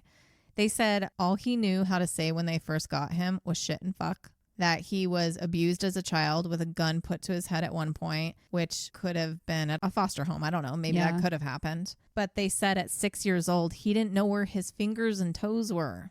And I'm like, really? Come on. Mm-hmm. So it was just an example of some of the stuff they would say that's just weird. Yes. To try and get people to be like, oh my God, you're such an amazing person. You worked through these struggles. Like you had it so hard. Thank God you came along. Like that's what they're looking for. Yes. With Jeremiah and Ciera, again, just reported as being very small for their age, reserved and quiet.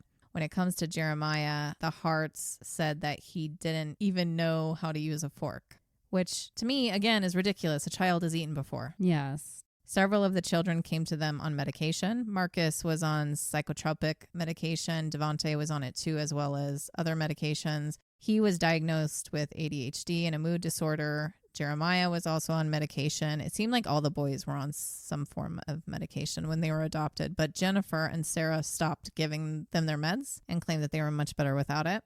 They didn't believe in any of the diagnoses. Okay. They believed in naturopathic medication, which is all fine and dandy. Yes. I'm all for that too. But if you're hurting them in other ways, then what are you doing? You're just adding more reason for them to need to be on medicine later in life. Doing one good thing does not absolve you. No. It doesn't make up for the rest. The anonymous report that was called in also listed Jennifer as being extremely manipulative and that she was very controlling in her relationship with Ciera. Right. Unrelated to this specific report, but something someone who worked with Ciera at some point mentioned was that it seemed like Ciera was an abused wife. And she actually said this to Ciera one day. Mm-hmm. Jen would call Ciera at work and complain to her about something, and it would just affect her whole day. Jen even controlled how she looked. Ciera was not allowed to put her hair in ponytails, which is a very odd thing. Why? Guess she liked her with her hair down. I don't know. Or maybe she liked her hair up more. And she didn't want other people to see her that way. Who knows? Just something to keep in mind.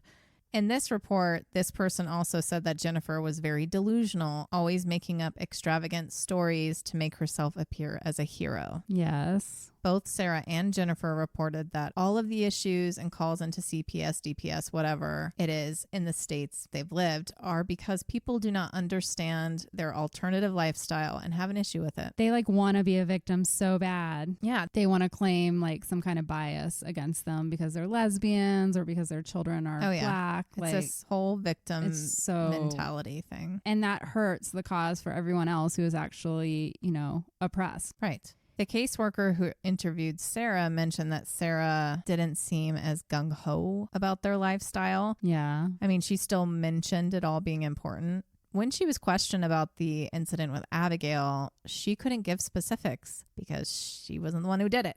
And she probably wasn't even there. She's probably at work. She became emotional and started crying, just saying, well, it all just got out of hand. Right. And I'm sure she's emotional too because never once is Ciera mentioned by the children as being the one to abuse them. They've all said Jennifer every time. Every time. But Ciera and Jennifer insisted on being interviewed together, or Jennifer insisted. And Jennifer did most of the talking. So I think, we've seen it. I think Ciera is a victim of Jennifer's, but she's also a grown-ass woman and had many chances over the years to put her foot down and change things. And she didn't. She let it continue. She let Jennifer call the shots, even though Ciera was the only one working. And seemed to do everything when she came home too. It's Shelley Notek again and Dave, because he was the one working, giving all the money, and it's just these people become victims. I don't understand it. There are these patterns that emerge. Mm-hmm. Although none of the children reported any abuse in these interviews, others interviewed said that they have witnessed punishments lasting 4 to 7 hours where the kids have had to lay on the floor or stand in a corner. They've witnessed the kids being dragged by Jennifer. They've witnessed Jennifer withholding food from them. And even one weird thing mentioned on Markis's birthday, Jennifer wouldn't allow any of the kids to tell him happy birthday. What? Just an extra fucked up thing, I guess. She also said that the children were not allowed to talk freely. They had to raise their hands to talk. And when they were all eating dinner, they got in trouble if they ever giggled. Wow. This person also said that Jennifer likes to parade them at festivals and stage them for photographs, but otherwise gives them little attention. Ciera was also described in this way, and I think Ciera just wasn't very attached to the kids. She was working, she wasn't there, and then had to deal with everything Jennifer said was the right way to do things.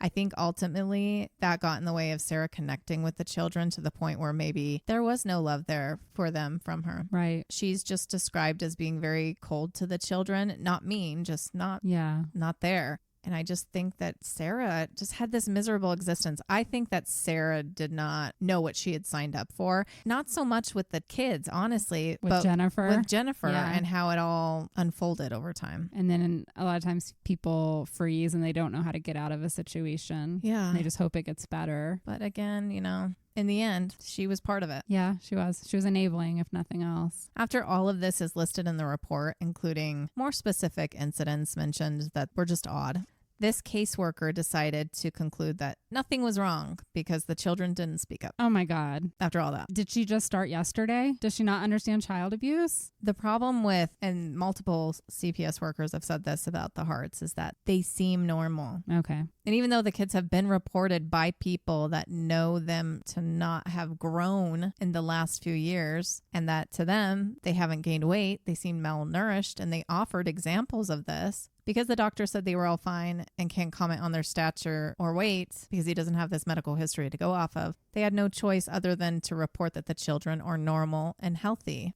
In conclusion, it said there is no identified safety threat at completion of assessment, which crosses the safety threshold criteria, and it was all let go, and the case was closed. Ugh. But how many is that now? Because several. The teachers reported 6 times. They had the one before that they weren't charged with. They had the one that they were charged with. Like, it's all there. I don't get it. And you walk away from interviews and say, oh, everything's fine. But then in the case of these children being taken from their parents, like They one do one little slap thing. on their, Yeah. like one thing, and they're like, oh, your kids are gone forever. Right. Yeah. It's just not consistent. And I don't understand our system. To me, it seems like if you were to adopt, I know you don't want like the state in your business and stuff, but it seems like if you're going to adopt, like there still should be some kind of communication Check-ins. and check-ins, because these are not your children. Especially if you're Like, getting money, you know? to take Yes, these kids exactly. too. Like if you're that getting just- compensation Mhm. for it, I think it absolutely needs to be looked into. After this is when the photo of Devonte hugging the cop went viral in 2014. Okay. Sorry, I have to jump around a bit here. Do it all the time. Even though they were happy about how their family was being portrayed, or rather how they as parents were being portrayed as saviors, they didn't like the attention they received after this. Devonte was noticed in stores. Okay. People asked for his autograph. Reporters camped outside their home. Jennifer claims that they were harassed for being lesbians, which could have happened. I'm not denying that. People are pretty fucking shitty. Assholes. Yeah. She said that they were receiving death threats too. Not sure about that. But I think more than anything, they just didn't like having Scrutiny in their life. that and lack of privacy, because Yeah. they've become very accustomed to that privacy. It's something they require. Yeah, she's all about isolation. And you can't curate your life as easily if there's people around all the time If they can seeing see. things. Yeah. Both Jennifer and Ciera often voiced their frustrations to friends about this attention that they didn't want. And over the next couple of years, it was clear to people that knew them anyway, kind of knew them, that they were becoming more and more isolated. Like they would make plans with them and they'd always cancel. Mm-hmm. They would often only agree to meet at public events. So there Okay. was this shift that people were noticing, but it was never anything to take note of because they were really good at portraying things one way. And so people just stuck with that. Okay. But there was something changing. They started looking into moving states again. They didn't like being on the radar. This time they moved to Woodland, Washington. And Jen actually stayed away from social media for about 6 months. Now, when I talk about social media a lot, this was all Jen, all her stuff, all her photos, all her words. Yeah. Ciera didn't do anything. Participate. Yeah. Mhm. Ciera had transferred to another Kohl's and Jennifer stayed with the kids alone, often spending a lot of time online. Jennifer was heavy into online gaming and she would Okay. spend hours a day online. Okay. She had a whole separate community on there. They were really the only people she talked to during this time. But after interviewing some of these people, they mentioned their concern when it came to Jennifer, how she constantly posted pictures of the kids, but would also complain. Even one person calling her a stone cold narcissist. Oh, that's probably fits. And one thing they all noticed later on, it took them a while.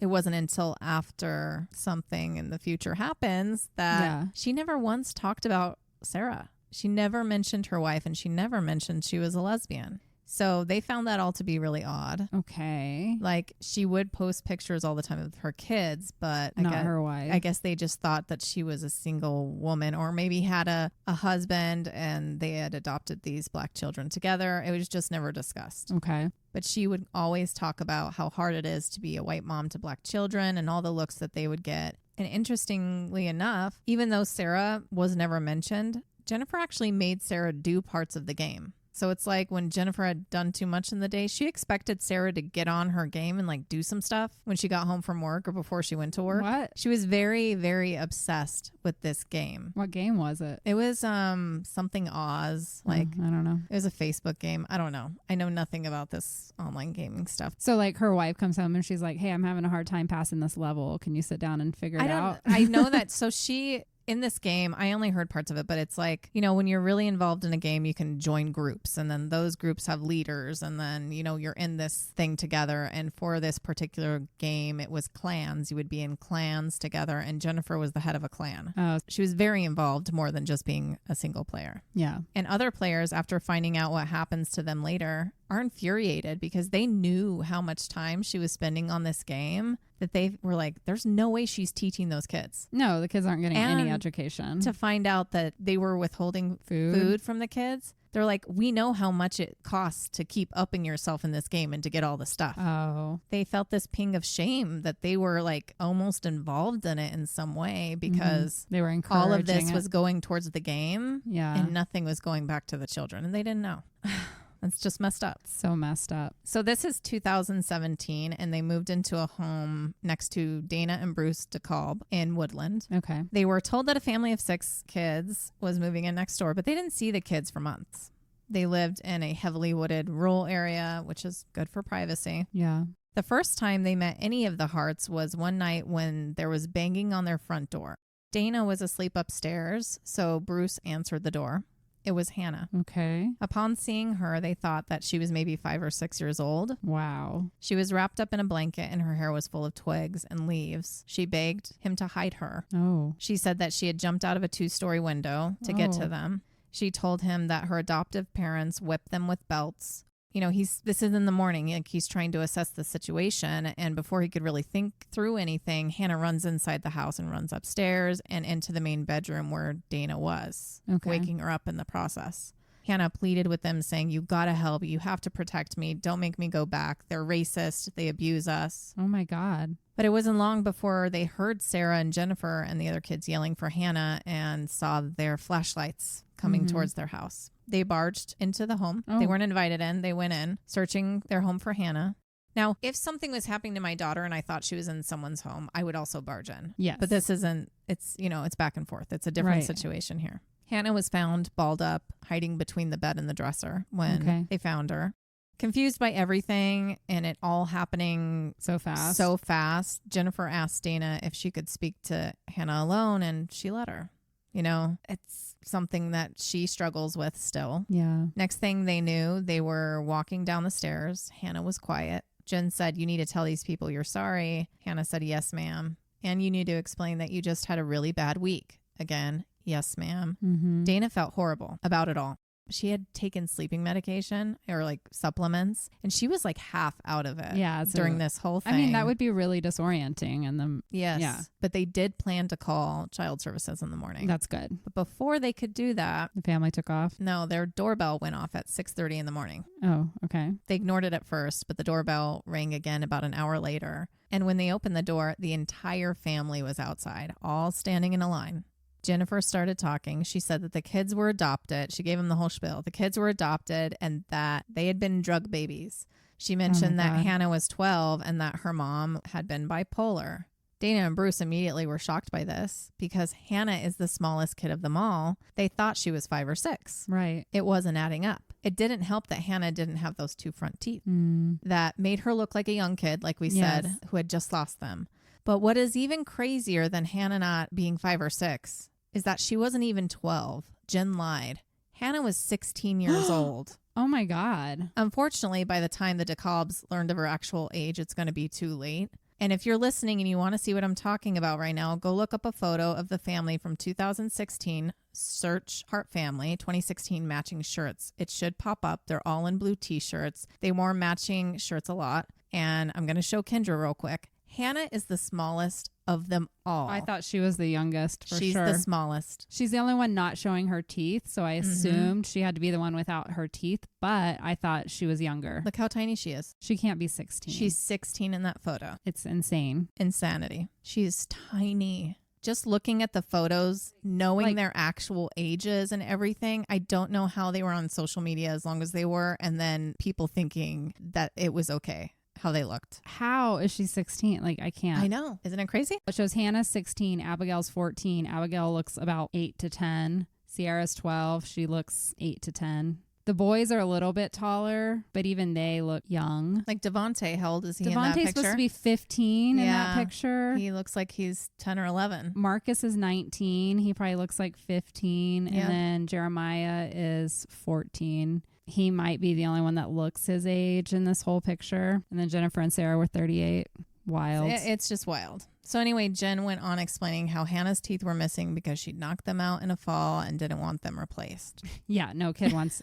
She wanted to live with no teeth. Exactly. Right. She explained how the kids were homeschooled because one of the boys, Devonte, had been bullied. Not that they were charged with any abuse, of course. But when the DeKalbs asked why Devonte had been bullied, Jen said, "Hello, we're 2 lesbian moms with 6 black kids." It was just all very jarring for the couple. Jennifer told them that they had moved to Washington because the kids' dream was to raise animals, grow their own food, and be self-sufficient.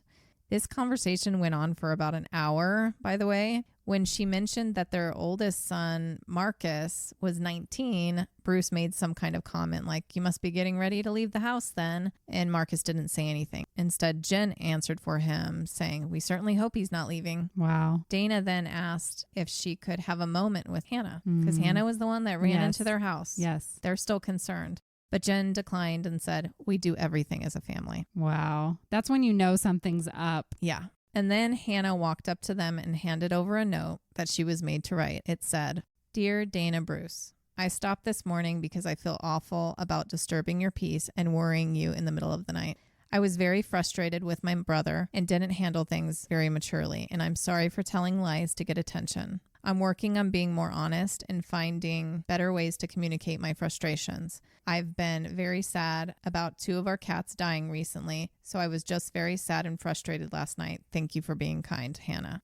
What worries me in this little, because it's the actual image of the note, is she's not spelling correctly in some areas, 16. And she's supposed to be 16. Yeah. So because just something to note. Jennifer's not doing shit with them at the house. They're not learning anything. Right. It was just all very strange, but at the time they said that Jen sold it all really well. And for all the doubts that went through their mind, there seemed to be an explanation for everything. She had an explanation for everything. So maybe it was just a kid who lied to get attention. It isn't unheard of. Dana still wanted to report it. Yes. But after the whole interaction, Bruce didn't want to get in the middle of it. So they didn't at first. Okay. But Dana couldn't let it go and told her 80-year-old father what they experienced. Mm-hmm. The conversation they had really affected him, and he ended up calling in about it. Good. And I'm going to play that recording right now. Because when you're 80, you don't care what other people think. You're just like, nope, I'm going to do the right thing. Exactly. Some kids that I feel is being highly abused, and I can't wait till Monday in Woodland, Washington. What's the address? Okay, I'm going to give you the address of my daughter's house because it's right next door. Okay, what's going on there? Well, they have 4 black children, which that part doesn't matter, and they're new here in Texas. But the other night, a little girl jumped out of the second-story window on the roof and then down onto the ground and ran to my daughter, and this is like 2 in the morning, begging them to help her, When did that happen? About 3-4 nights ago. Okay. And my son-in-law doesn't want to get involved, but the more I sit on it, I just can't live with it. Somebody's got to go there and check on these kids. And so how old was the little kid that did that ran to your daughter's house? About 12 years old, 13. And when they came looking for her, she was begging my daughter not to let them know she was there. And then eventually my son-in-law let them know. And then she had all 4 of the kids come back later and to say everything was okay, and they were all standing at attention like they were just scared to death. And I think there's something very serious going on there. And they're here from Texas. The kids might even be kidnapped. Okay. And so did the girl ever say why she was scared? No, she was crying, and it was 2 in the morning, and my daughter said the biggest problem was she's half awake. She couldn't believe what was going on. And basically, my son-in-law is like most people. They don't want to get involved. And so he's keeping my daughter out of it. But since she's told me about it, I just can't live with it. I'm very concerned for these kids. I just can't let this go any longer. Those kids, I think, is in very serious danger. Good for him. Yeah, good That's job, what Pops. I know none of us want to get involved. There's so many times you have to know when or where, but oh my God, if more people had gotten involved, maybe. But you'll see it doesn't matter how many times we try and do something in this case. They're still never seen They're not going to do anything because they look like a nice... Because after this, Dana gets a call from a police officer. He asked her if she'd seen anything else that had gone on after, this situation. And when she said she hasn't seen anything that had, but that she wouldn't because the kids are always inside the house. Right. They're always that's inside. Another red flag. But the cop said, well, it's not illegal to keep kids inside. And there was no follow-up. Cops not doing their job again. But things continued to concern Dana after this. She became obsessed with trying to check in on them in whatever way that she could. Good. She was staring out her windows all the time to see if she could see the kids. They didn't really have a great view of the house. Like they could see the driveway and the cars sometimes. So Dana decided to take up walking more than usual and checking her mailbox more than she needed to. She noticed that the kids were never outside except for Devonte. who would take out the trash. Okay. And one day she tried to talk to him, and Jennifer saw this interaction. Oh, no. And after that, he was the only one outside still, but he was doing yard work all by himself, even though he was the smallest of the boys. Dana thought that he was being punished for having a few words with her. Probably. The only time she did see all the kids is when they'd come home in their big Yukon. Okay. And one by one, Jen would let the kids out and they'd all stand in line. They'd all wait. And in a single file line would walk in, which is fucking so weird. Nobody does that with their kids. Nope. And they said that the blinds were always drawn. No windows were ever open. She was trying to get something to make authorities go check on these kids. Yeah. But she didn't realize how little time she had left. Mm. One Thursday in early March of 2018, Bruce was outside working on his truck, and Devonte came out of nowhere asking for tortillas. Okay. He didn't really find that to be weird. You know, kids ask for shit. Yeah. And it's kind of like a neighbor asking for flour or something. But when he arrived the next day and the next day asking for more food, they knew something was wrong. Yeah. Devonte begged them not to tell his parents. They knew the situation was sensitive. They wanted to talk to him, really talk with him, but he was guarded. He wouldn't go inside. Yeah. They gave him some protein bars. And the next time he came back with like an entire grocery list. He asked for so many jars of peanut butter, so many fruits, bagels, cured meats, non-perishables. He Yeah. asked them to put them in a box by the fence where his mothers couldn't see it or wouldn't find it. Oh, my God. That's when you know I know. something's up. Every time Devonte showed up, Dana tried to talk to him more, tried to get more information. She asked him a lot of questions. Finally, she got it out of him that they were withheld food, sometimes for days at a time. Oh, my God. He said that Ciera used to advocate for the kids and push back, but eventually she gave up. And he said that everything Hannah told them was true and that everything Jennifer said was just to make them happy. Okay. And he also begged them not to call the cops, though, because he did not want them to all get split up. Okay. Because these are all children that have been split up before, and they don't want to. They're all trauma bonded now because of the situation. And just for reference of how involved Jennifer was in keeping up this perfect family facade, the same time this is going on with Devonte sneaking out to ask for food, Jennifer is on Facebook posting about how she was a better human in every way for having the children, saying that they have been her greatest teachers. She said, contrary to common notion that we can't choose our family, we absolutely can. We choose by loving, and that's worth celebrating every damn day. Meanwhile, these children are starved, abused, and scared. She's a narcissistic sociopath, I guess. I don't why? She literally just got these kids to be props for her online social presence, fantasy. Yeah, I think she was already messed up and it turned into something else. I think maybe they tried for the first 6 months. Like, that's kind of how I see it happening, is like they tried with the first 3 kids, and then once they got the other 3 kids, it just went sideways. But with Devonte coming so much, Dana couldn't sit back anymore after all these visits. She felt like she had enough evidence. After 10 visits from Devonte in 3 weeks, she called it in on Friday, March 23rd. That afternoon, a CPS worker went to the Hart home. She saw Jen's Yukon pulling into the home ahead of her, so she knew she was there. Yeah. But when she got to the door, of course, no one answered. Yeah. She left a card, and they tried calling several times over the next few days. But on that day, an hour after that CPS worker left, she saw Ciera speeding up the driveway to the house. Okay. Dana and Bruce watched and waited. At some point, they noticed that they had taken the red kayak off the top of the roof, which was always there on the Yukon. The next morning, the Yukon was gone, and there were cinder blocks from a retaining wall scattered all over the driveway, assuming they left so fast that they backed into that wall and just knocked it over. Okay. And they knew something was wrong. They were running. Like, they were running from this. They didn't have any idea what was going to actually happen. Okay. Early Saturday morning at 3 a.m., Ciera texted her coworker saying that she wouldn't make it to her 6 a.m. shift because she was sick. Okay. On Sunday morning, Jen was caught on camera at a Safeway in Fort Bragg, California. She was wearing glasses and a hoodie. She bought $20.08 worth of groceries. Later, when this footage came out, people who knew her said that they hadn't seen her in a long time, but that she looked like she was about 25 pounds heavier than normal. But this Safeway visit would be the last time anyone saw someone from the Hart family until they were discovered.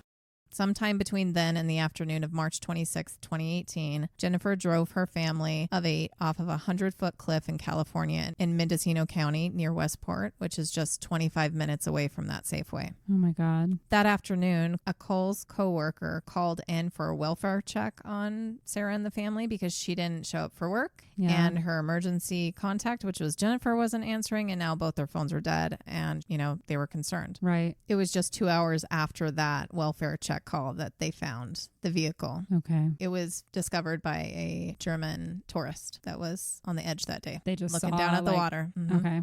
Jennifer and Ciera were found dead at the scene. Only 3 kids were recovered that day. Okay. Markis, Jeremiah, and Abigail were found a few hundred yards from the wreckage. Oh my God. It wouldn't be until the next month, about 2 weeks later, that Ciera was pulled from the water.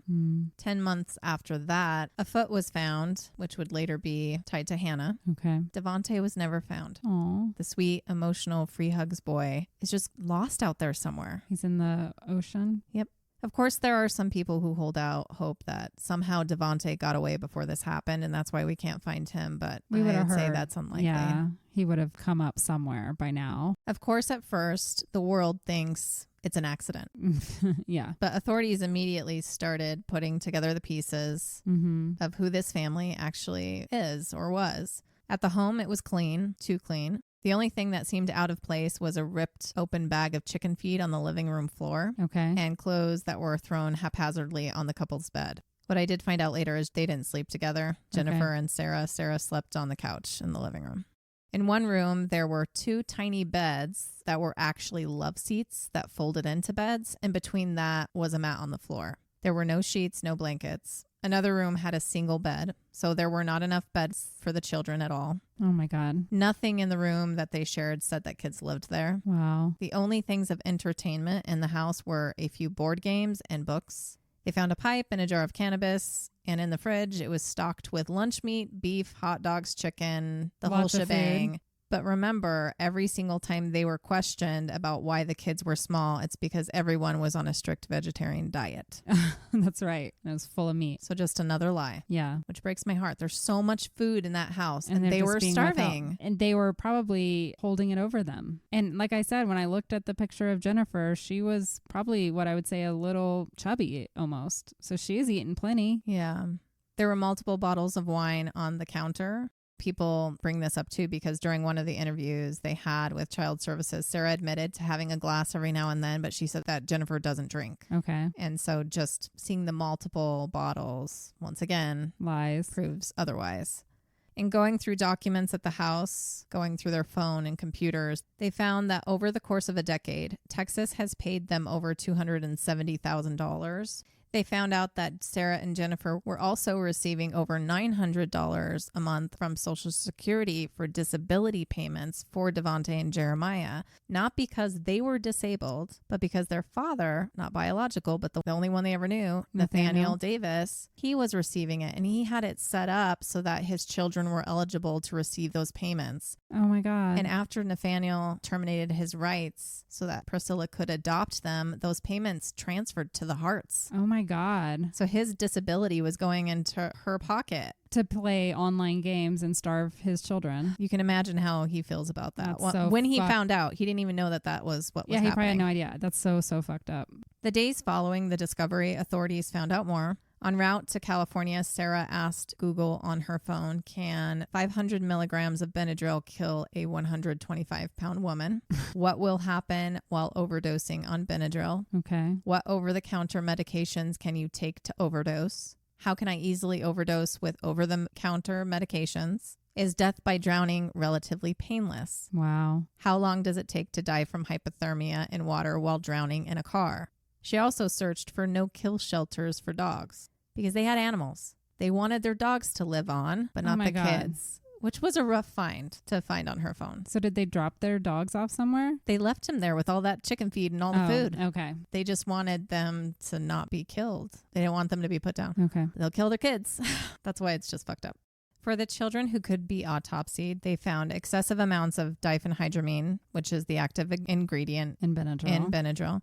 Markis alone had the equivalent of 19 doses in his body. Abigail had 14 and Jeremiah had 8. Well, hopefully they were just asleep then. I hope so, too. They went over that cliff. I hope so too. Ciera had ingested 42 single doses. Wow. Jennifer had none, although she did have alcohol in her system. Okay. The doctor says that it's likely that Ciera and the kids took more than that because that's just what was found Left when the autopsy was done. Investigation of the car and crash showed that there was no evidence of any of them wearing seatbelts and that she sped up to go off that cliff. Okay. The birth families of the children were never called by authorities. They all had to find out in horrible ways that their children were dead, ripped away from them to be given to abusers who killed them. Oh my God. How do you ever recover from that? Priscilla, Sherry, Nathaniel, and Dante only found out because Shonda, the lawyer that was trying to help Priscilla, saw something on the news. It just mentioned that there were kids adopted out of Texas. She remembered helping multiple families with 3 kids, but she delved into her files and it clicked. She discovered that it was Devonte, Jeremiah, and Ciera, and she contacted Priscilla and, the rest followed. It was just absolutely brutal to find out that way. Tammy, Markis, Hannah, and Abigail's mother found out later in 2018 when Roxana, the journalist and author of the book I mentioned, heard names released by authorities. They knew the children's original last names from records, but they didn't know the identity of the mother. Okay. Roxana started contacting anyone with the last name Shurik in Corpus Christi, Texas, where they knew one of the kids were born. Okay. The 2 girls, I believe. She noticed that all the names popping up with Shurik were white, but she was willing to try anything. She got a Facebook message from a woman who said that those are her husband's grandchildren. Okay. That woman, who was Trish, she was the young teenage girl that Tammy's father hooked up with long ago. Okay. 2 weeks after, she finally had the strength to tell Tammy that her kids were dead. Oh my God. And then both families had to watch and hear stories about their babies all over the news, talked about assumption that the kids came from abusive families. And they're like, no. Oh my God. Yeah, to see photos of their children, all these pictures that Jen took, their happy smiles, all while knowing that they were abused. Like, that's hell to see that. And this wasn't that long ago. No. So they're still going through it. Many believe that the stress just became too great for Jennifer and Ciera, that they couldn't move past it, and rather than only taking themselves out, they took everyone with them. That can happen, but this isn't about stress. No. This isn't just 2 women who were in over their heads and didn't ask for help. No. They deliberately stayed away from people. Yes. They wanted no eyes or ears into the secret family life that they had. They were abusing those children. And I believe Hannah when she said that they were racist. Like, it's one thing to abuse, but it's another thing to abuse and say things to the children at the same time, like constantly pointing out their race. You're constantly pointing out their race. I'm not sure if they were racist to begin with or just became racist after adopting them. Like, I feel like it would be the latter, because I think they came to hate the children and their race was just this like reason, like another justification for their abuse. How messed up, because they were specifically looking for children of color to begin with when they wanted to adopt. And then they're going to all these rallies and talking about like the injustices against like Black people. I know. So maybe they were like deep down racist. That's what they did all of this on purpose before they even got the kids. I don't know. I don't know. That's messed up. I think that they saw themselves in a certain light, and then they found out that there's not those people and they were stuck, and they didn't have the love or the ability to care for these children like they were supposed to. No. And it turned into something entirely different. And taking on 6 kids is a lot. I get that, and feeling overwhelmed, but not to this extent. You're not going to hurt the children. You're not going to hurt the children. No. You might like ask for some help or say, hey, maybe, we only should have taken the first 3. You could have gotten out of it if you needed to. And they wanted more after that. Yeah. And of course, after all this happened, public conversations around the Harts and the children were pretty heated on forums. It was an interesting, morbid collection of discussion that it garnered a lot of attention because family annihilators are typically men. Yes. Everyone was trying to dissect this case, but it became something kind of ugly. Black mothers, pointed out the racism the kids experienced. Yeah. And then white women would kind of snap back and be like, well, you're judging them for being lesbians who shouldn't adopt Black children, or that any same-sex couple shouldn't adopt. Right. Like, everyone had their opinions, but the truth of the matter is it was a difficult situation. Did racism and homophobia affect the Hart family? Yes. You can't deny that. I don't doubt it. But experiencing judgment and criticism for being a blended family does not lead someone to then abuse all of those children and ultimately kill them. No. I believe Jennifer had issues. And I think Ciera did too. Obviously, she stayed with that woman and she didn't have a backbone. There was a lot of stuff going on with her too, obviously, especially to have to cut off her whole family when it seemed that they were all very loving with each other prior to her meeting Jennifer. Yeah, she was codependent, Stockholm syndrome, something going on there. And they themselves, for the individuals that they were, not because of race or because they were lesbians, they just should have never adopted any children, period. A lot of parties are responsible for what happened, but also not in some ways because, again, it's just how this system is so messed up. Like when I think about a system like this, I think about like there's this core part of a puzzle and then someone come and takes this other jagged piece that doesn't fit the puzzle, but they glue it in place. Yeah. You know, and it's just a bunch of these separate systems that are all supposed to be part of one bigger one. It just doesn't work the way that they're handling everything. I watched this documentary titled A Thread of Deceit. Okay. The Hart Family Tragedy. It's on Prime. I had to pay for it. I hate paying for things. But the only thing I really took from that, other than having a chance to see the beautiful children's faces and videos and stuff like that, was that Ciera, being the working one, it did seem that she was not immediately aware of like maybe the slow burn of abuse that was going on at the hands of Jennifer. Okay. But she did seem to quickly cave to Jennifer's ways because they ended up with a life that they didn't want in the end. It's like they wanted to taste it and they went and got the whole store. You know what I'm saying? They should have had like one baby to begin with. Another thing I didn't like about the documentary necessarily is it seems like it ended up blaming social media on everything, but they were troubled from the beginning. We saw stuff from the beginning before she was heavily involved in social media. I did watch multiple people try to excuse their behavior in ways and blame it on isolation and not asking for help and blah, blah, blah, mostly festival friends. It was a hard watch. It was very hard to listen to these people who claimed to have known them, not in an everyday sense, not best friends, not family. They knew them through slivers of their personalities at events and through social media.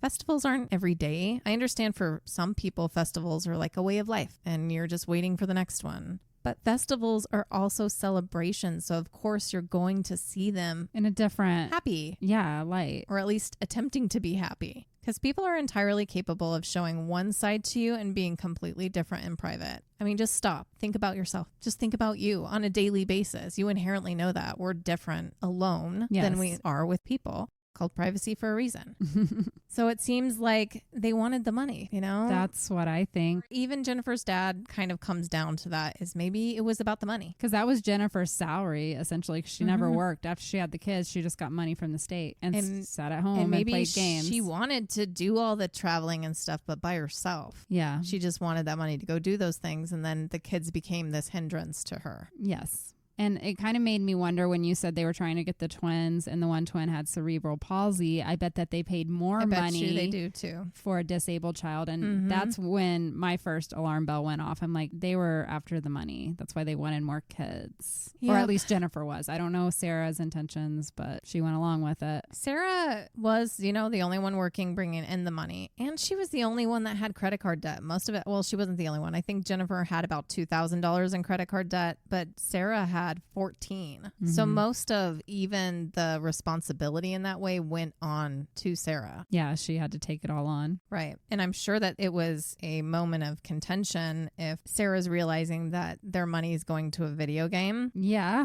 When she's working all the time, because I do know that there was one time that Jennifer called in really mad that Ciera didn't do this one part of the game or whatever and really stressed her out that day. And that Jennifer used it as this form of manipulation over Ciera. Like she'd say, this is the only thing I care about in life. This is all I have. This is my only way to decompress, blah, blah, blah. So she would hold stuff over Ciera's head. Yeah. Even though Ciera was working more than full time. Was probably stressed out. Stressed out too. So it was a weird dynamic. I think in the end they did not have a good relationship, but they still ended up doing this together. Yeah. Because Jennifer is the one that drove and Ciera's the one that researched everything up to that point. Did she want to die? I don't think so. No. I think Ciera didn't want to die. But I think Ciera, like you said, maybe this Stockholm syndrome. She just didn't know how to get out. Yeah. And so she's like, whatever, this might be better than continuing to live that way. Maybe we don't know exactly how bad it was for them. But you know, one of the conversations that comes up a lot, particularly in this case, is what is the right thing to do when it comes to Black children in adoption situations? Yeah. I understand that there is a large Black community that believes that Black children should only be raised by a Black family and that is the only way. I don't agree with that. I don't agree with that. I don't think that that is the only way a child has the best opportunity for having a good life, especially when coming from a background where it's not possible for that particular child, meaning there's no other family members that can raise them. Yeah. That doesn't necessarily mean they're going to be better In the system, like staying in foster homes. Like if I don't know what the argument the is thing there. is that if you look at the percentage of Black people versus white people or Hispanic families in America, there's just not enough percentage of probably Black families that are available to take on foster children But it's or also, adoptions. I mean, to an extent that might be true, but it's also not, because there are plenty of Black people who are trying to adopt Really? and Okay. they won't be chosen because they're maybe not as rich as the white couple. That's when it's messed up, because I do think there is benefit to, if there is a choice and there's a white family and a Black family and you have a Black child, I think there's a benefit to them going to the Black family because of just like cultural Yes. things. I mean, even coming down to, I have a girl I went to high school with who adopted a Black little girl, and she talks about like having to learn how to do their hair and things like that you just don't know as a white woman Yeah. to do. And a Black family would have that, and they would also have those connections into the Black culture that white families, we just don't have access to that. So I have several friends who were adopted and they were not white, but their parents were. And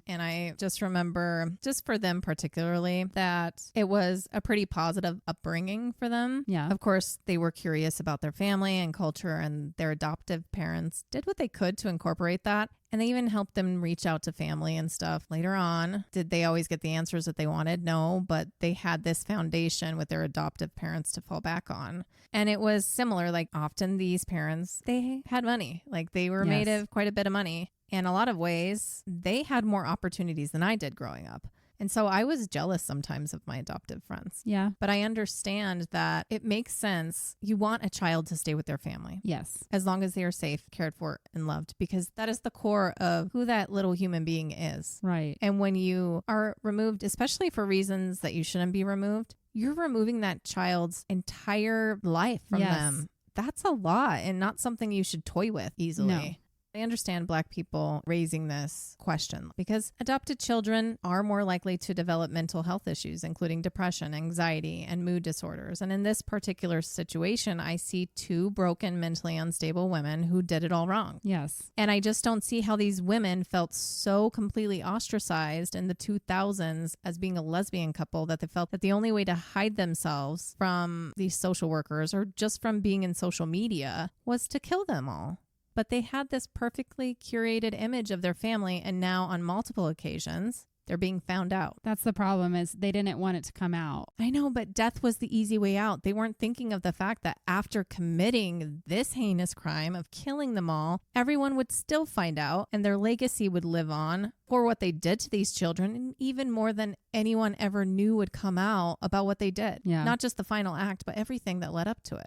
So ultimately, maybe they just didn't want to stick around to experience They didn't want, it. that's exactly, it's the Yeah. easy way out. It's the same reason people commit suicide in jail. They don't want to face the consequences of their actions. Mm-hmm. And they knew it was closing in on them and that they would be found out to be frauds, and they didn't want to live with that. Yeah. So it was easier to just die. Now, taking the kids out, that was not needed. They could have just killed No. themselves, and then the I kids know. could have had a chance. But we know that Jennifer is probably a narcissist, like that one person described. And when you're that kind of person, you want everybody to go down with you. Yeah. Those poor babies. I know. Ultimately, we need to do better by the children of this country. I understand that many children do come from horrible circumstances, and we need to get those children out of those situations and into safe homes. Yes. But a lot of children are only in, quote, need of fostering or adoption because their family is too poor. Mm-hmm. Or any of their family members who try to help are on the receiving end of discriminatory policies. Yes. Not because there's no love, not because there's problems with abuse or even drugs. Like Right. there was none of that with Tammy. It wasn't there. She just took her daughter to the hospital 2 times and they thought that that was the problem. Right. We need to do better. Too many children fall through the cracks. So many. And for the birth families, they tried to get their children's bodies, but they weren't allowed to because they had given up their rights. Other than Devonte, who has not been found, Ciera, Jennifer, and the kids were cremated. Okay. And not all of Hannah. They just had Her foot. her foot. Their remains were given to Sarah's father, Okay. Alan. Alan gave Jennifer's father her ashes. It became a very difficult thing for everyone involved. Sarah's family blamed Jennifer for ripping her away from their family. Yeah. And Jennifer's family was trying to hold on to any piece of her that they could that was good, because now Jennifer is getting bashed. Yeah, she's the villain, but rightfully so, it sounds like. They were going to hold a life celebration service for her death, but as more and more was coming out, they decided against it.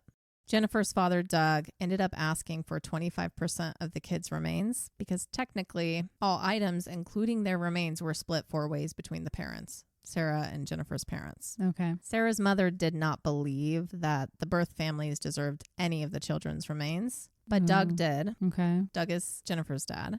And he was legally allowed to have 25%. Okay. He gave the birth families those remains. Good. And he also allowed Roxana, the journalist, to dig through all the tubs and tubs of Jennifer's things that he ended up getting from the house, which included things of the children. He wanted the birth families to have some of those things, but just couldn't bear to look through it all himself. Okay. What Roxana saw was that Jennifer was at one time at least nostalgic about the time she adopted the kids, having saved items for each child with little notes. Okay. It was a difficult thing for her to see those things because of knowing how it all ended. Right. Black and white difference.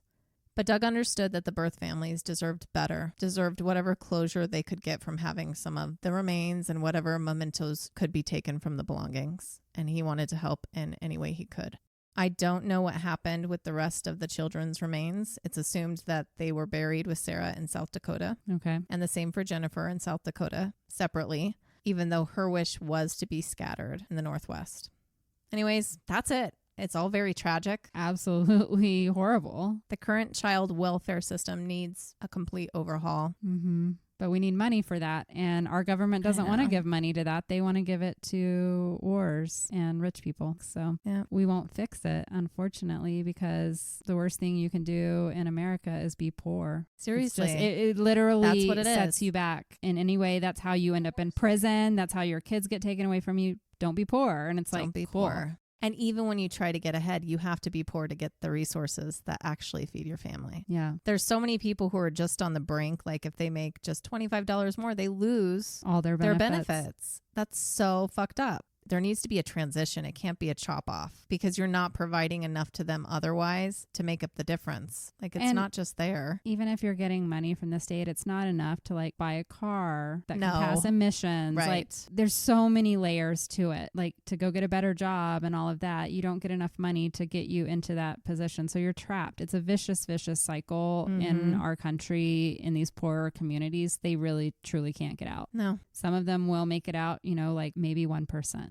And the rest are trapped in it. And, Exactly. and it's generation after generation. And anyways, it's a whole other episode about that. Thank you, Jessica, for finding yet another story about a really screwed up woman. You seem to be on a roll with that lately. I guess. I just think about Rose and then Shelley and now I know. Jennifer. I did really try to hold grace for Jennifer throughout researching this. I did. I wanted to side with understanding why they would become overwhelmed and that they just didn't have help. But the more you look into it, they had the resources. They had didn't more take than them. the resources they needed. There was just something very wrong with them. And they it didn't ended even- this way. And we know when we went in the house, they weren't even buying the kids like basic necessities. No. Yeah. That's horrible. They had the money Yeah. to do that. They were making the money from the state to support those children and they weren't doing it. So no, there's no excuse for that. If you're overwhelmed or whatever, you still feed your children. You still make sure they have bed with sheets. Had plenty of Like, food in there. Exactly. Yeah. You can't convince me. This was a story of abuse and there was something psychologically with Jennifer that she enjoyed control. It started before they got kids together. It started with her relationship with Ciera and controlling her, and then she added more people to the mix and she got some kind of weird pleasure or something out of abusing people. Yeah. I can't see grace for Jennifer in this story myself. It just sucks because we see it time and time again. Mm-hmm. And of course, it's a hard one to swallow because to everyone else, they seem perfect. They seem like great, beautiful, loving women. And that doesn't mean that's not the case for some people, but that's not who they were to these children. And I also think that they used their identity of being like a lesbian couple and playing the victim card also made people less likely to question them. Exactly. Because they're like, oh no, they're already taking so much like flack from the fact that they're a lesbian couple and they've got black children. We need to like just leave them alone. They're probably fine. Even when people come to you with abuse. Yes. You're still going to give them the benefit of the doubt. Because you don't want to be seen as homophobic, maybe racist, whatever. You know, we all think about those things we don't want to be called. And I think some of that played into this as well. Yeah. Well, rest in peace, those little ones. Poor babies. I can't believe that's how their life ended. It's so horrible. And they lived with those women for years and years in abuse. So in a way, maybe that was a release. I don't know. It felt like even the 19-year-old said he couldn't leave the house. Like, I feel like they would have just continued to live in this vicious cycle forever. So I know. It's true. I don't know. I could tell that they had hope, though. It sounded like Devonte. They were trying to get out. Convinced that, you know, we just need to stick together. We'll figure that out. Like, but you can't tell them now. Can you imagine what conversations were going on with those 6 children in like their bedrooms at night when their moms were asleep? They were probably plotting and planning and trying to figure out how to get out of that situation. You know, I feel bad for Dana, the neighbor, because she's the one who called it in, and it was that night that they left and ended the way that it did. And so she feels guilt because she feels like her call is what led them to do this. And unfortunately it was. Yeah. But that doesn't mean it wasn't going to happen another day. No. It's just that in that moment, that was the trigger. Yeah, she can't blame herself. And you did what you could. You know? No, that's hard. Well, thank you for all of your work on this episode. It's going to be a longer one, judging by where we're at right now. But I think it was an important one to talk about. So many of our cases that we study bring to light other issues every time. And they're hard discussions. They are. Things we need to do better as a society. Everybody, you know, falling through the cracks, especially with children. And just another example of misallocation of funds within our country that is leading to so many children that eventually become adults and aren't getting the help and the resources that they need. Yeah. Well, thank you guys for listening. Yes, thank you. We'll be back again next Tuesday with a new episode, another true crime that I'm bringing that will have some controversial things as well. I guess I'll find out because I have no idea what it is. It is not based in America, so we get to talk about another country and their problems. So that's kind of a nice break for us. Okay. Because no matter where we go, there are things that can be done better. Yes. We as humans just have to do better for other people and animals and the earth, everything. We just need to be better. But yes, we do. Worry about your damn self. Get yourself straight. Yes. How about that? All right, guys. If you have any lab reports, episode suggestions, please send those in to lucidlabpodcast@gmail.com. We love seeing those. Oh, and something I wanted to mention. We get really great emails sometimes. Yes. When you're writing in with suggestions. And we just want to let you know, if we don't get back to you right away, we're just really busy, but we really appreciate everything that anybody writes into us. And we will read them eventually. We always do. Yes. And we get excited when we read emails and we tell each other, like, hey, go check out the inbox. So we do see what you send in. And it gives us that little oomph of confidence to keep doing everything. So thank you. And go check us out on social media. We are on Instagram, TikTok, Facebook, and YouTube, all at Lucid Lab Podcast, one word. And we don't have anything really funny to say. So in the meantime, stay lucid. We'll see you next week. Goodbye.